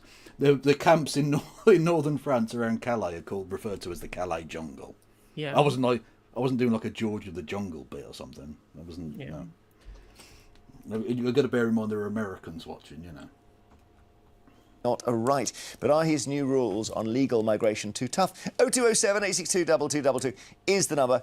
James in Swansea is there. Hi, James. Good morning, Jeremy. Morning. I think it's a total knee-jerk reaction from the government. True. And a knee-jerk in response to what? Was it the Runcorn by-election, which I mentioned? Yes, I think so. Well, and the locals as well. Let's not forget everything. The polling. Yeah, the polling. Yeah, approvals. of absolutely atrocious stuff. They're going to get all but wiped out in Scotland. They're going to get all but wiped out. Literally, they were going to be down to 2 seats in Wales. 2. In Wales. They usually have more than 2 in Cardiff alone. And they're going to be down to 2. rolling in his grave, looking at the state of Labour in Wales. But I think he'd understand it. I think he'd be like, well, actually, yeah, you don't deserve the votes of the people of Wales. Fuck you. You've abandoned them. Why the fuck should they vote for you? Look at Port Talbot. You showed exactly the contempt you hold for the people of Wales. Get fucked. I think he probably wouldn't swear as much. He was a much nicer man than that. But he probably would refer to him as vermin, so, you know, based. I mean, if you look at something like the care homes where my late mother was, there were a vast number of immigrants working there who worked really hard and gave her excellent care. Now, if we just stop them coming over and to fill them with British jobs, as they say, then they will be paying them more. Care home fees will go absolutely through the roof. Yep. And people aren't prepared for that. No. Okay, here's a crazy idea. Fucking nationalise them then! Nationalise them and do price controls! Or do it free, just do it free. Because it's a fucking nationalised industry and everyone's going to need it at some point. Exactly. Whether it's you personally, or your nan, or your mum, or your sister, or someone, there's no person that isn't affected by this at all. God almighty. Not that I'm having to go at James from Swansea, who seems like a nice enough guy. But yeah, just cut the profit motive out of it. That's what's causing the costs to spiral. As always, the problem is capitalism in the fucking way. The inhuman profit motive.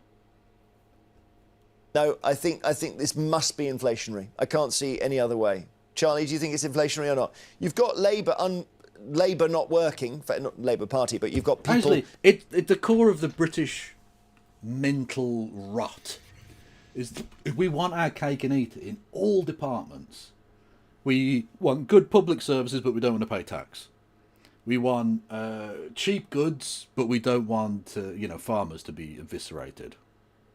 We want food picking cheaply, but we don't want immigrants who are going to go and do it. Yep. We want care homes. We want care homes to be affordable, but we also want care workers to be paid more. Yeah, exactly. We want our cake and eat it in absolutely every department, and it's not how life works. It just isn't. At some point, we are going to have to tax rich bastards, or we're going to sink. Yep. Who can work not working, so there's slack in the system.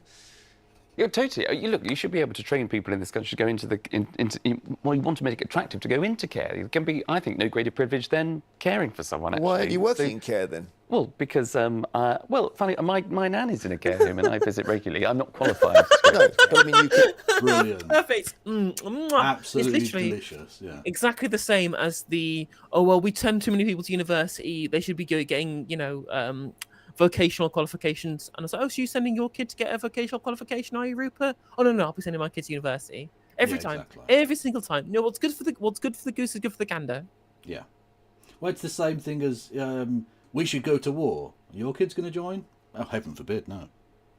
Absolutely not. No. But your working class kid, can get his tin helmet on and go and die in the desert for oil profits. Yippee! If you think it's the best job in the world, you could go and work in it. Well, I think it's a privilege to go and care for someone. I'm not qualified. It's not the... Have at it, friend. There's plenty of arses need cleaning, and you've got hands, I see. Honestly, that I think that I have. I think we could take a leaf out of Japan's book, and actually we should get if they were going to do like a national service thing, getting people to go into care as some part of like contribution to society wouldn't be a terrible thing to do.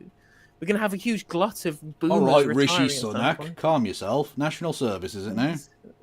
I mean, you know what I mean, right? Is that trying to get people to do these things that just need fucking doing. We just have massive gaps to do, right? Yeah. Incentivizing, obviously, not forcing people. You know what I mean? But it could at the point where we're talking about potentials for a universal job guarantee, for example, giving people a job guarantee of going into a state care sector, be able to do that, and there's always been kind of a floor for wages in terms of what the government is willing to pay you to go out and do the care that needs doing, is the perfect way of ensuring that there's high levels of employment, and that kids growing up in an atomized society where they don't feel completely disconnected go and put something back in. Yep. I would be particularly good at. I don't think people would want me to care for them necessarily, but I think it is a privilege, and I think it's for people that do it. I think are absolute heroes. So I think that's the problem that people... Yeah, we should really bang pots and pans for them. It's the only way. It's the only thing that works, chat. Right? And then they can pay their bills. Yeah, exactly, with the pots and pans, which are definitely accepted by water companies, I'm sure. But I don't know if people go into it as a vocation, as you describe, or whether they go into it because they need a job. I don't know. You know. And yeah, like people might go into being a doctor as a vocation. No one goes into being a care worker as a vocation. You don't, like, again, I don't want to just be cleaning arses, but it's a pretty fucking unpleasant business all round, really. I mean, depends what you're good at and what your certain skill set is, or what you want to do. Like, one of my mods is a carer, and he's been doing it for a very long time, and he does his job. Well, that's fine. I'm not saying you can't take joy out of it, and it's certainly better than, I don't know, or certainly potentially far more fulfilling than most jobs within a capitalist system. But very few people go into it for even thinking it's going to be a career. It's like a stopgap job for a few years because they've got to pay rent, you know. You're right. You can go into a care home and you see people, you just think you are magical the way you deal, and then other people are just doing it because they need to work. Well, but it's those people that shouldn't be doing it. And the amount of abuse that you see in care homes is the reason why you need people that do actually want to go into the care home sector. And if they are from another... Wow. You have really distorted opinions on how any of this could work. There are not enough people who desperately want to clean up the piss of people who piss themselves in a care home. That's not a thing that people want to do. No. What world is this guy living in?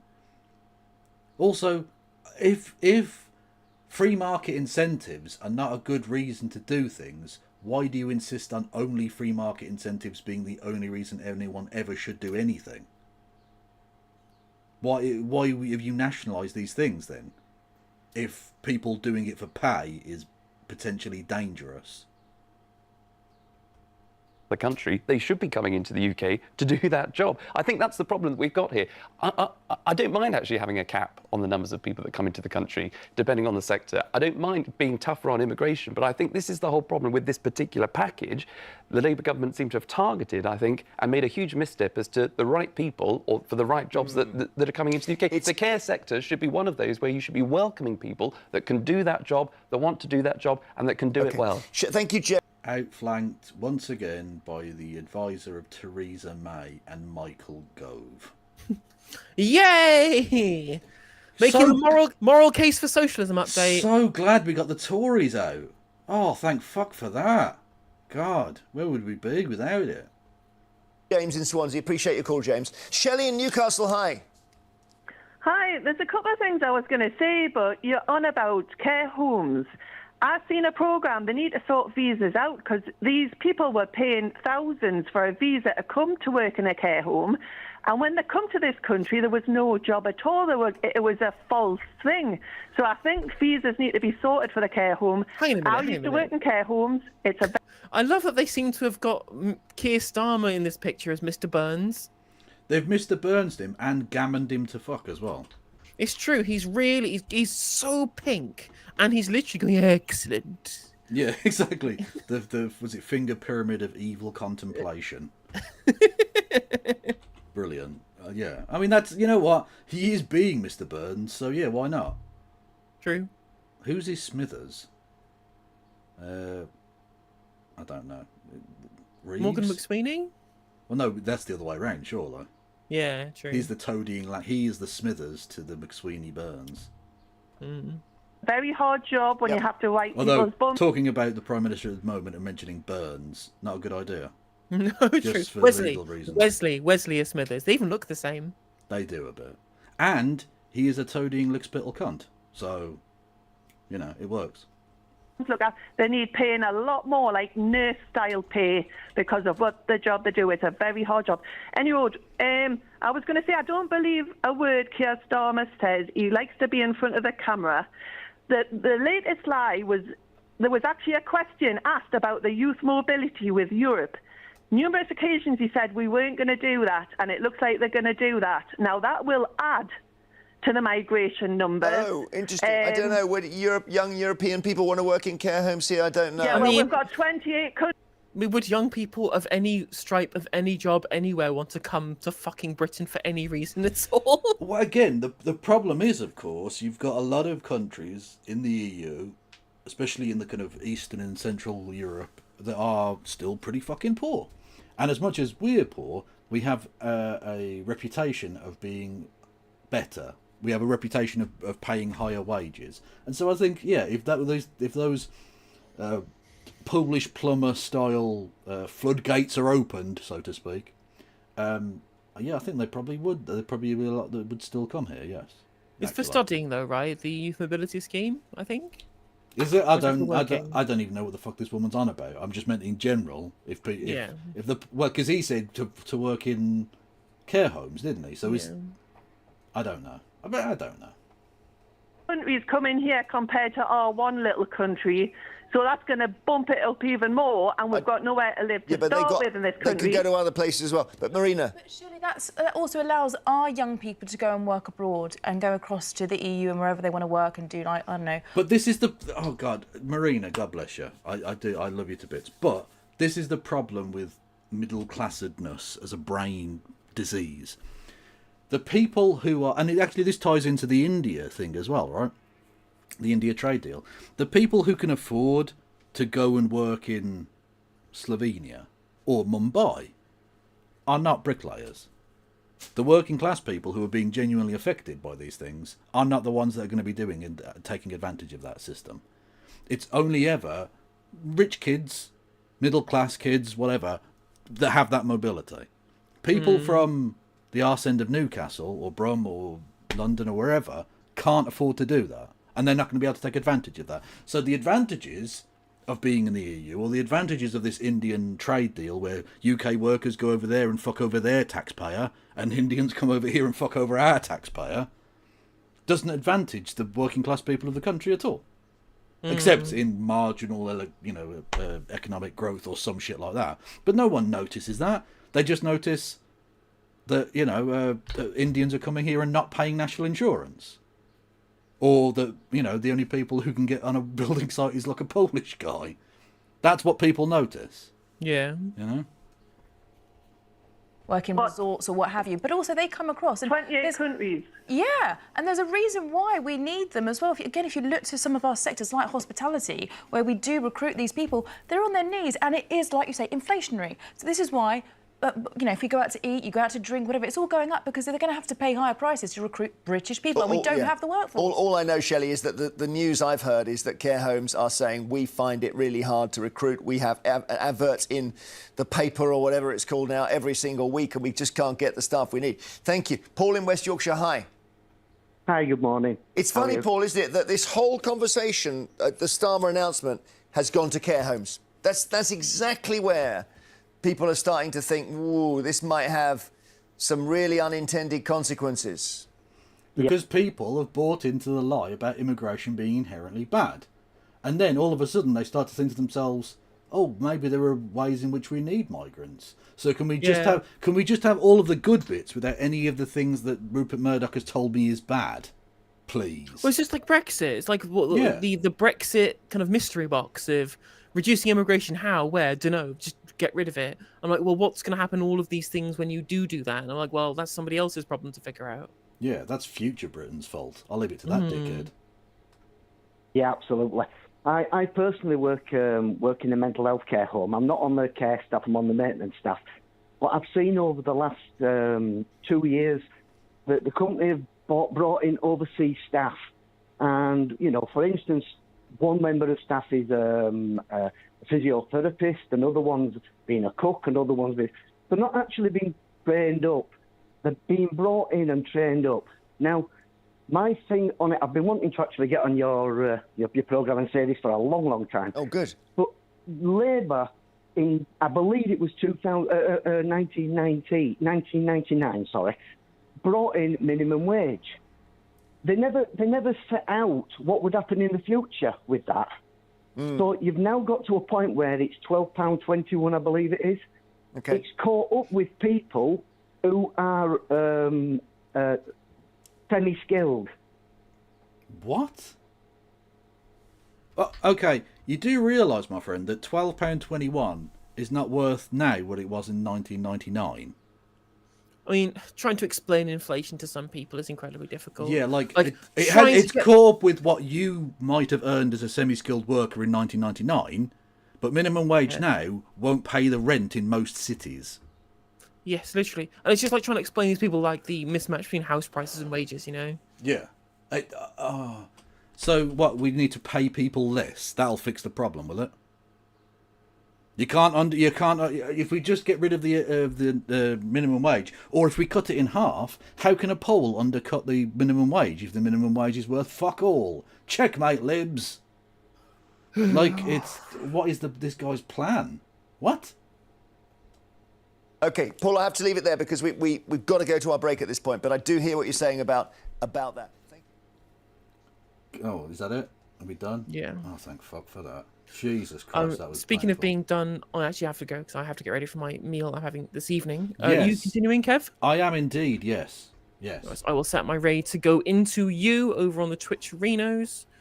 I'll send people off into Novara on the YouTubes, and I'll be back for PMQs tomorrow in the evening, most likely. On Wednesday? Yeah. That's not the day that... Tomorrow. Oh, PMQ. Oh, sorry. I was thinking question time. I was thinking Question time. That's Thursday. And then we'll be back with you on Thursday for question time, yeah. Yes, indeed so. Okie doke. Yeah. Nice. Well, take care, stay safe, and free Palestine. Indeed, everyone go and follow No Justice MTJ. And when I raid over into Kev's stream, you better go and follow him. I command you to do the follow if you don't already follow. If you don't already follow him, what the fuck are you doing? How many times do I have to stream with Kev to bloody follow? It's a fair point, well made. Very aggressive. Anyway, see you later, chat. Bye. Bye. Yes. We'll wait for people to filter in, and then we'll watch something, shall we? Chat. Get the fuck, Nick! I'm not playing with all these mutants. Who could that possibly be? Who is it? Oh, hello, No Justice MTG of the No Justice MTGs. How are you? I hope your stream went well. What did you talk about? See, I did a silly one. Yes, you can hit the follow button. You can subscribe. You can do all of that jazz. You know what to do. Yes. So then, just checking through the old what do you call it? Stream suggestions in the Discord. By the way, everyone go and check out my Discord. It's fucking awesome. MAGA left Ladies and gentlemen, board wake up. open. Victory is ours. White South Africans expose America First MAGA. Oh, good lord. Yeah, they're doing this whole thing about the farm. Is a white genocide in South Africa bit again, aren't they? Holy shit, they're bad. Yeah. Mad shit. Who would raid Kev? Who indeed? Hello there, Ben Phi Bishy, which is one hell of a name. Yeah, everyone go and follow No Justice MTG, obviously. What's this? The Tesco receipt from 1991 lists over a dozen items costing less than £1, a rarity today, with many of those... Exactly, can't even buy a Freddo. It's £1 for a fucking Freddo. With many of these items under 50p. Bargain purchases from that day in 1991 include 6 eggs for 72p, 8 croissants for 99p. Hang on a minute, hang on. Stop it. Get some help. There's no way we were allowing French shit in 1991, was it? Because the fucking Channel Tunnel, we allowed French stuff in. Ugh, disgusting. For 99p. While a large loaf of bread was a mere 49p. The most expensive food item was a fresh chicken, which cost a hefty £4.92, price comparable to today's rates. It was one of the 3 items on the list exceeding £2. Good lord.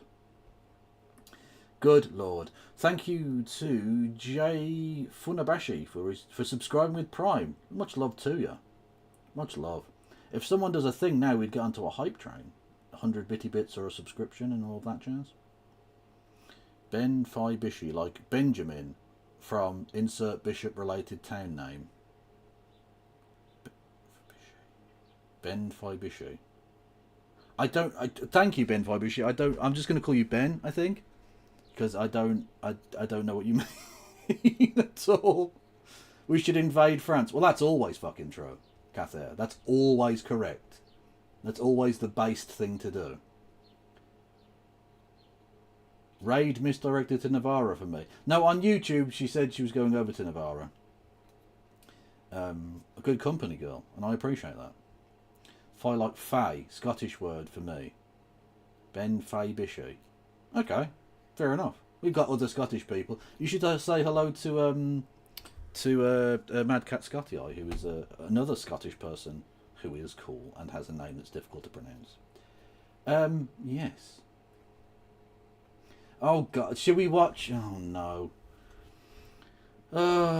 You knew it was going to have to happen, people. The our favourite bonus hole, our favourite birthing person. Oh God.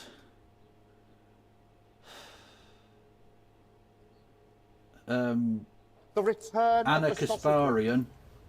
Give Kevin money. It annoys and distracts him. Ooh, It kitty does. bonk. It does indeed. Yes. She's got a weird thing now. She's got a thing called Her Take, which is apparently, it seems like The View, but for younger women or something. I don't quite know. Yeah, it could be awful. Shall we give it a watch and see? Oh, we can get rid of that now. Gay makeup artist deported. Borders, Books and Booklash. Her Take episode 1. This could be cancer. And I imagine it will be. Ah! Oh God. And I've just noticed the woman with the laptop there on the right says Angry Patriot. This is going to be cancer. I don't know who these other people are. It's Gillian Michaels, Anna Kasparian, Lindy Lee, and Amy Dangerfield. Debate immigration, free speech, trans policy, and woke politics. Oh, this is going to be fucking mega turbo butt cancer. Let's go. Right now, Trump has made immigration his end-all be-all, but the rate is so slow because of this judicial slowdown. Let's talk about the mistake, though, Lindy. Let's talk about the mistake for a second, okay? Because we're talking about But look a how gay guy this kid is. who came into This the is not a country gangbanger, through guys. legal means. He's gay, and the reason why he fled Venezuela is because he was terrified that the Venezuelan gangs in Venezuela were going. You know, the Venezuelan gangs that are taking over hotels in the US, that's definitely happening. Because I, Anna Kasparian, know the truth. I am the knower of the true things. And not at all a right-wing shill piece of shite. Going to kill him because he's gay. So hold on, let me finish my point. He had a legitimate asylum claim. Can we just take a step back and ask the broader question? I'm actually with Trump on this. It's one of the reasons why I left the Democratic Party, because my views on immigration have been shifting right. Why is it America's responsibility to grant asylum? Like, why? Why is it our responsibility to take people It's written into law. I mean, and it's like, something why that do was we need to? revert, right, with the new Yeah, like, I administration. agree However, with but that. what about the people who... Oh shit, we're on a fucking hype train. I didn't even realise this. So this is just going to be these dickheads, like, clucking or something. I don't know. Thank you, Ross DG, for becoming a member over on the YouTubes. Much love to you. Yeah, thank you, Wayward Historian, for gifting 667 Neighbour of the Beast bitties. We're on a hype train. We're on a fucking hype train. If we get to level 2 of the hype train, and we're not far off, dear Chatterinos, I will dance the fandango. I will. You won't necessarily see it because I'm not on stream, but I will do it. And I'll be thinking of you as I do it. That I can promise you. were already here. And like We can grandfather them in. Yeah, but he came in here Let's on grandfather legitimate him in. asylum claims. Oh, valuetainment. Oh, brought to you by Polymarket Wankathon. Welcome to Her Take. This is Patrick Bet-David's brainchild. And So you know it's going to be bad. we're pretty excited, guys. I had ChatGPT write up a little description for you of what the show is going to be, and I already got in trouble with Lindy because I didn't use Grok. So the debates have already begun. But Dickheads. I already hate this. I hate it so much. You couldn't even be bothered to write a description of your own fucking TV show or internet shithouse show. Oh my God. I did ChatGPT to write my suicide note. Thank you, Dr. Phil Decker, with the 100 bitty bitch, who says dance. Dance indeed I will. But we need more bitties or subs or something in order for the dance to take place. Fact. Ladies and But gentlemen, the bottom line is, we got him. Victory is ours. Thank you, the leftist mind virus. Appropriate, because that's what I guarantee you on this channel. you've got real conversations that happen here. Different voices collide, clash, and sometimes even connect. There are no scripts, except for this one that I'm going to show with. No echo chambers, and just smart and spirited debates. Ladies, please introduce yourselves briefly. I'm Anna Kasparian. I'm the host and executive producer of The Young Turks, and I'm super excited to be here. Jillian Michaels, I do lunges for a living, so I'll be contributing that later. I'm Lindy Lee. I'm a political strategist who recently left the Democratic cult. Awesome. The Democratic cult. Oh, we know what this is going to be. Amy Dangerfield. I've been working for Valuetainment for a couple of years now in the media distribution department. All right, guys, are you ready to What is jump that in? accent? Let's ready. We are going to start with Judge Hannah Dugan. So, Anna, Dugan. you want to set this one up for everybody? What's going on here? Sure. So this story is definitely catching a lot of attention because of the fact that a judge got arrested by the feds because of the fact that she was unwilling to cooperate with ICE, which had a warrant to arrest and detain an undocumented immigrant who was actually being heard during this hearing because of the fact that he had severely beaten someone by punching them 30 times. Oh, one was a woman, right? The guy's girlfriend he punched out. Interestingly enough, there was two people tried to intervene as he was beating the crap out of this guy. The guy apparently asked him to turn the music down. He had, you know, the man in question is Eduardo Flores Ruiz. Entered the country illegally not once but 2 times. Right. And the reason why he was in court is because he severely beat someone, punched him in the face 30 times because the guy asked him to turn his music down. At that point, his girlfriend tried to intervene to stop it. He then proceeded to beat her, and then a third person intervened, and that third person... And we all know that every single person being deported by the Trump White House is exactly like this guy. End of discussion. Person was also assaulted by this Like, guy. what the fuck, man? Anna, you're such a sellout bitch. Like, fuck you. So basically, ICE showed up. They had a warrant to detain him as he was in court. But the judge, for whatever reason, thought it would be a great idea to assist him in evading ICE, allowed him to leave or exit the building through the juror's entryway. And then ICE basically had to chase the guy to detain him. A week later, the federal government decided, no, she needs to face charges, and they arrested her. This is absolutely disgusting. Can we please show a picture of what the judge looks like so everyone can see who is masquerading as a servant of the justice system? This person is subverting everything in the name of, frankly, an illegal alien who should not be here. What Look the at her. I mean, come fuck? on. This is just, it's a complete desecration of everything that we got. Victory is ours. What the fuck? A Trump dick ride is going to now claim to be, oh, this is making a mockery of everything we stand for. What the fuck are you talking about? You support a rapist. Go fuck yourself. that we believe in. And I'm speaking as a naturalized immigrant who came here the right way. I'm insulted. Oh, you're one of the good ones. Oh, I do hope they pick you.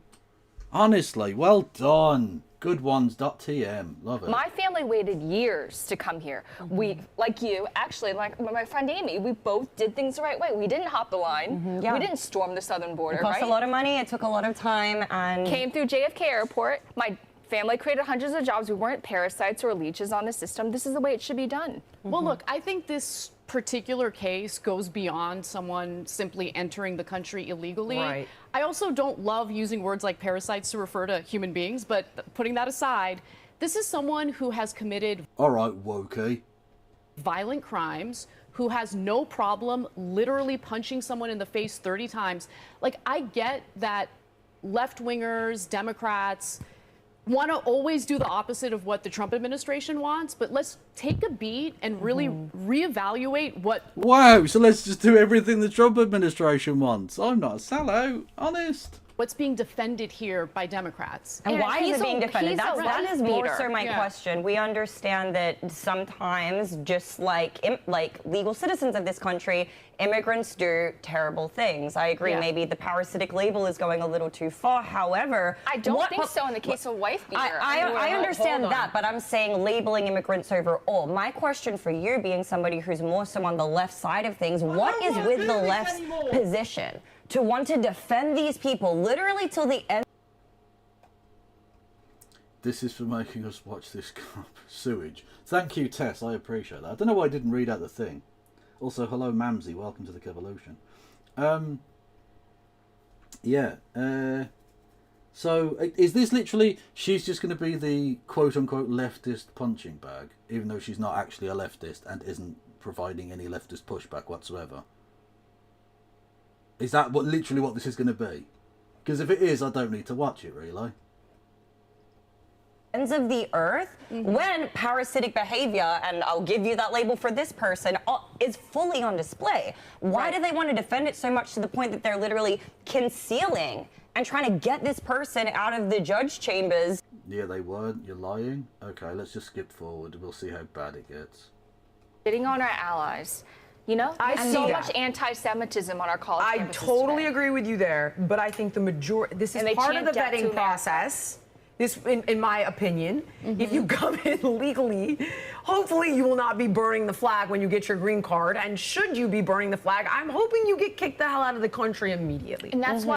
Okay, so you don't support freedom of speech, because that's literally already been ruled on by the Supreme Court that burning of the flag is protected free speech. Why do you hate America so much?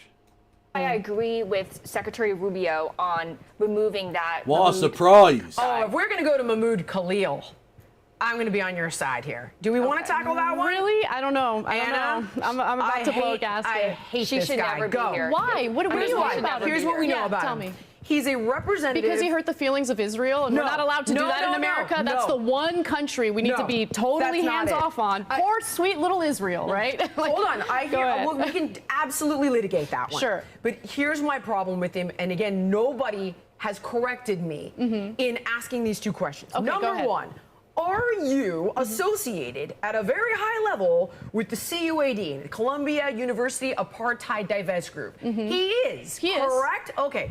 Table it. Okay. This is a group that on their Substack has a tribute to Yahya Sinwar, who orchestrated October 7th. Get out. No, I'm done. I'm finished. Wow. He's associated with a group that has a Substack. What? Like, what? Is he supposed to know everything about the fucking Substack? You kick someone out of the country for not knowing about the Substack. Yeah, that's definitely fair and reasonable, honest. Fucking hell. Finished. I can't with Hold him. on. Not with you, of course. But I deeply, deeply disagree Go. with How? idolizing Oh, anyone who has done anything associated with October 7th. October 7th was a disgusting We disavow the Hamases. atrocity. It's never gonna stop, man. But he does. But hold on. You either support free speech or you don't. He's and not in an American. Hold on. They It don't. doesn't matter. If you're in the It should country matter. legally, as he was, came on a Lindy, visa to either you study. understand Can you our stop laws or you yelling? don't, and you don't Oh my understand our goodness. laws. Okay, so our laws in our country indicate The Secretary even of if State you're happens here to agree with me. I don't care what the Secretary of State cares about or believes. Okay, I'm Well, telling he you what should, the because law he's is. the guy in charge. Here's the law. No, he's not the guy in charge. Are you aware of separation of powers? Are you aware of checks and balances as a concept? Lindy. Hold on. This is the law. You don't have to be cruel about it. Do Hold you on. believe in free speech? You don't have to be cruel about I just want to kick someone out of the country for free speech. You don't have to be mean to me. Oh God, this is pathetic. Oh, this is slop of the worst kind. Speech or not? No. No, Cruz, this is heated. Do you believe in free speech or She's not? like losing her. Oh, no, I she's am. not. I am She's losing it. I am passionate. losing it. Hold on. Because here's the thing: all the people who made a big deal and I made a big deal about this as well, about the left trying to shut people up who they disagreed with. I understand. Are now providing cover for the same treatment that's being carried out by the other side. So listen, I don't agree with supporting Sinwar or Hamas. That kind of rhetoric disgusts me. He's that guy. However, he's in the country legally, okay? He's going to Colombia. Since he's in the country legally, he's going to Colombia. He is protected by our Constitution. That means the same First Amendment rights that we enjoy, he enjoys. So what you're saying is if there was an American citizen who was in there doing the exact same thing, the same punishment that he received would not be applied equally to the American citizen. And I get it. Hold on, he got the visa on the idea that he would come here to study, not militate in favor of Hamas. He's not doing that. What are you talking about? So that's a standard. So that's a standard you want to set, Lindy. Oh, so your standard is if you come to the United States, that is the standard. Who's the arbiter of what kind of speech is acceptable? Exactly. And I was going to say that I agree with you for the most part, but this is a slippery slope because who's to say that eventually being a Christian is one thing that is considered to be. To be fair, I do think they should ban Christians because Christians are bad. Checkmate, Christoids. Hold on. Extreme, and they'll kick you. No, I'm just saying in the most extreme case. You have, wait. I understand that, but it's who's the arbiter of that? Exactly. I get what you're saying. That's what I'm worried about. There is some nuance, though, and I actually interviewed Alan Dershowitz about this, whether you love him or hate it. Yeah, there's some nuance here. So I'm going to go to arch Zionist freak Alan Dershowitz. The pedophile's best friend, Alan Dershowitz. Fucking hell. Brilliant. This is... I genuinely don't know if I can bother continuing this. This is fucking gross. Fuck me. This better improve at some point. You hate him. He is a constitutional attorney. I know. Hold on. And he actually was saying that the facts have yet to come out whether or not or what rights this guy is entitled to. And arguably, if you are in support of a terrorist group, does that, no matter who you are, American or otherwise, does that not necessarily account to, quote, free speech? It depends. If it's supporting a terrorist organization, American or otherwise. It depends. If you are providing material support. You know, I'm going to skip forward to a random point on the thing, and we're going to watch again. And if it's the same shit, if it's the same slop, whatever the topic, I'm moving on. In fact, actually, I might just end the fucking stream. Because this is honestly atrocious. You can tell it's fucking Bet David shit, can't you? You need to do this because they're not getting it at home. Right. That's what the Democrats are saying. And what I'm saying is... It's not... But okay, look, it is not their place. It is not... Look, I don't... This is why I don't have kids, okay? Because I would be... I thought you were a birthing person. What? Why don't you have kids? Oh, you're a bonus hole. Oh, okay, no, my bad. Violent. I would be violent if my state, if my government tells me I'm not allowed to parent my own kid, and that the school district gets to decide. All right, I got one for you. Now I'm gonna go off I'm of. gonna be so I got one for you. that. Oh, absolutely. Hold on. Okay, so this is off of our subject grid here. I believe it's called the Safety Act in California. That the teachers don't need to tell you your kid is socially transitioning. Yeah. Now, That's awful. What's interesting about this is when people... Well, I wonder what totally not transphobe Anna Kasparian is going to have to say about this. People push back on it. They're like, well, the kid could be abused at home. There are laws in place to report child abuse. So I need mental and physical. Yeah. Oh, that means that it doesn't happen then. Okay, cool. We don't need to... job done. We made it illegal, so it doesn't happen anymore. We don't need to concern ourselves. You want to talk about negating the role of a parent? I need the God bless you, Gavin Newsom. I swear to God, I hate that guy. I do too. On this issue, on this particular issue, the left needs to make up its mind. Yeah. Okay? Because on one hand, you know, they use this as a cudgel all the time if you don't play ball with what they're demanding. Oh, well, the transgender community, they have a high rate of suicide. Okay. So you're telling me that you are going to keep the identity of parents' children away from them, hide the fact that their Right. child might be transgender, knowing full well that there's a high rate of suicide among transgender youth. Right. That's a little bit problematic, And no? social trend. Oh yeah, no, she really cares about the suicidality of trans youth, obviously. I believe her. Lol. Transition does put them on a fast track to medicalization. I believe it's like 60+% greater chances of medicalization. Whereas if your child is socially transitioning, you should absolutely, for all the reasons you just mentioned, be an integral part of helping them figure out what is going on. By the way, I want to provide, like, if I had a help, child, support. if I had a child, and it turns out that my child might be transgender, is identifying as transgender, I want to make sure that my kid's okay. I want to be a parent. It's outrageous. He or Personally. she might need, you know, help with a counselor or a therapist. I want to provide those resources. The school's not going to provide those resources. And the issue with counselors and therapists now is they have to affirm at the same time. Right. In some instances, they're not even allowed to provide any type of reasonable pushback. It is, like, yeah. literally, there's Okay, I'm done. This is fucking cancer, like, beyond anything I thought was going to happen. I won't be watching that again, because that was just unspeakably terrible. Fuck me. Okay. Let's end on a cat.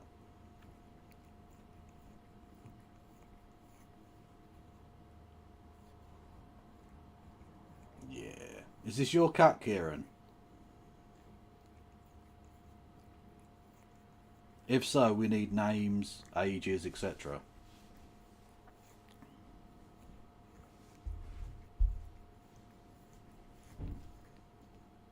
Oh, I can hear it purring. That is friend-shaped. That is friend-shaped.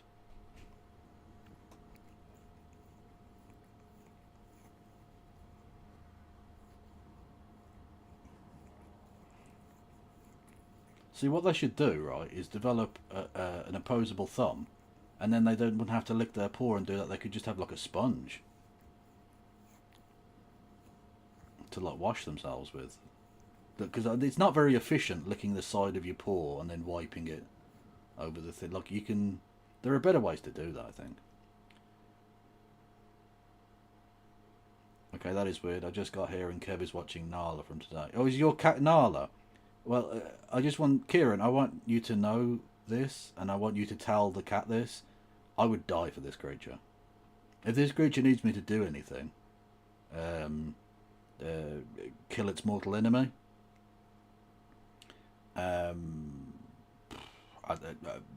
chase annoying pigeons on its behalf, get it some kibble, whatever it needs me to do, I will do it.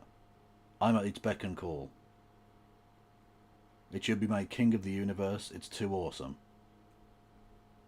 Anyway, everyone should post their cats in the Discord. Fact. Now, I did lie earlier when I said I might go long tonight. I can't be bothered. So I'm not going to do that. I'm going to end here, which means I'll have ended before I usually start. But you know, how about a TOS, a PM door? No, Cathay, I don't want to be investigated by. We got him. Victory is ours. I don't wish to be investigated by the what you call it, anti-terrorism police. Yeah. I mean, Kev's already been going on for so long, and I turn up. True. Can I get a Discord link from someone? Wayward Historian, perhaps. Wayward. I presume you're already on it. I don't know. Someone in... Is that... They're in YouTube, yeah. There's other content, question mark. There's always other content. Always. But on this particular occasion, I am now leaving. Thank you, Socialist Eskimo, for resubscribe. No, for resubscribe. What am I talking about? For following. Welcome to the Kevolution. The top left picture is Bryan Cranston. The top left picture is Bryan Cranston. Because that's just a picture of... That's just Enoch Powell. Oh, pick 2 is it? Oh, yeah, okay. Pick 2 looks a bit like him, to be fair. Yeah. That would be top right, but yes. Very much so. Anyway, there's the Discord. Go and check that out if you wanted to.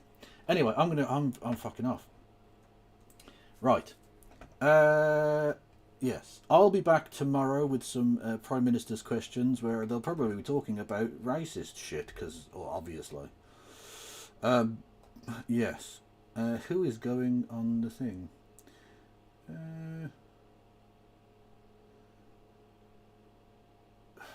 Navarra are going, but having criticised Navarra, I don't know that I want to raid into them.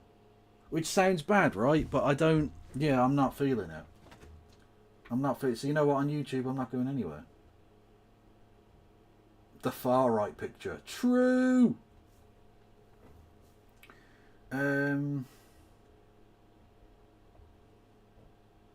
going to raid into Tina too. That's where I'm going to go. Tina motherfucking 2. Who is a cool person. Anyway.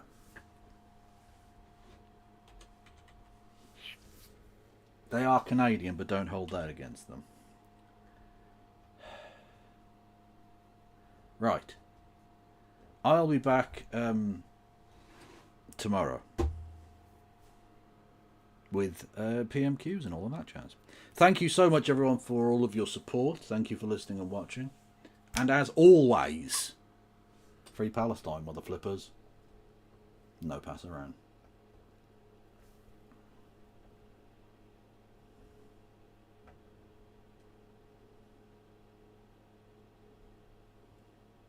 In this room, partners throughout the region, the golden age of the Middle East can proceed right alongside of us. Thank you so much. Korea Logan, thank you so much. I just said, guys.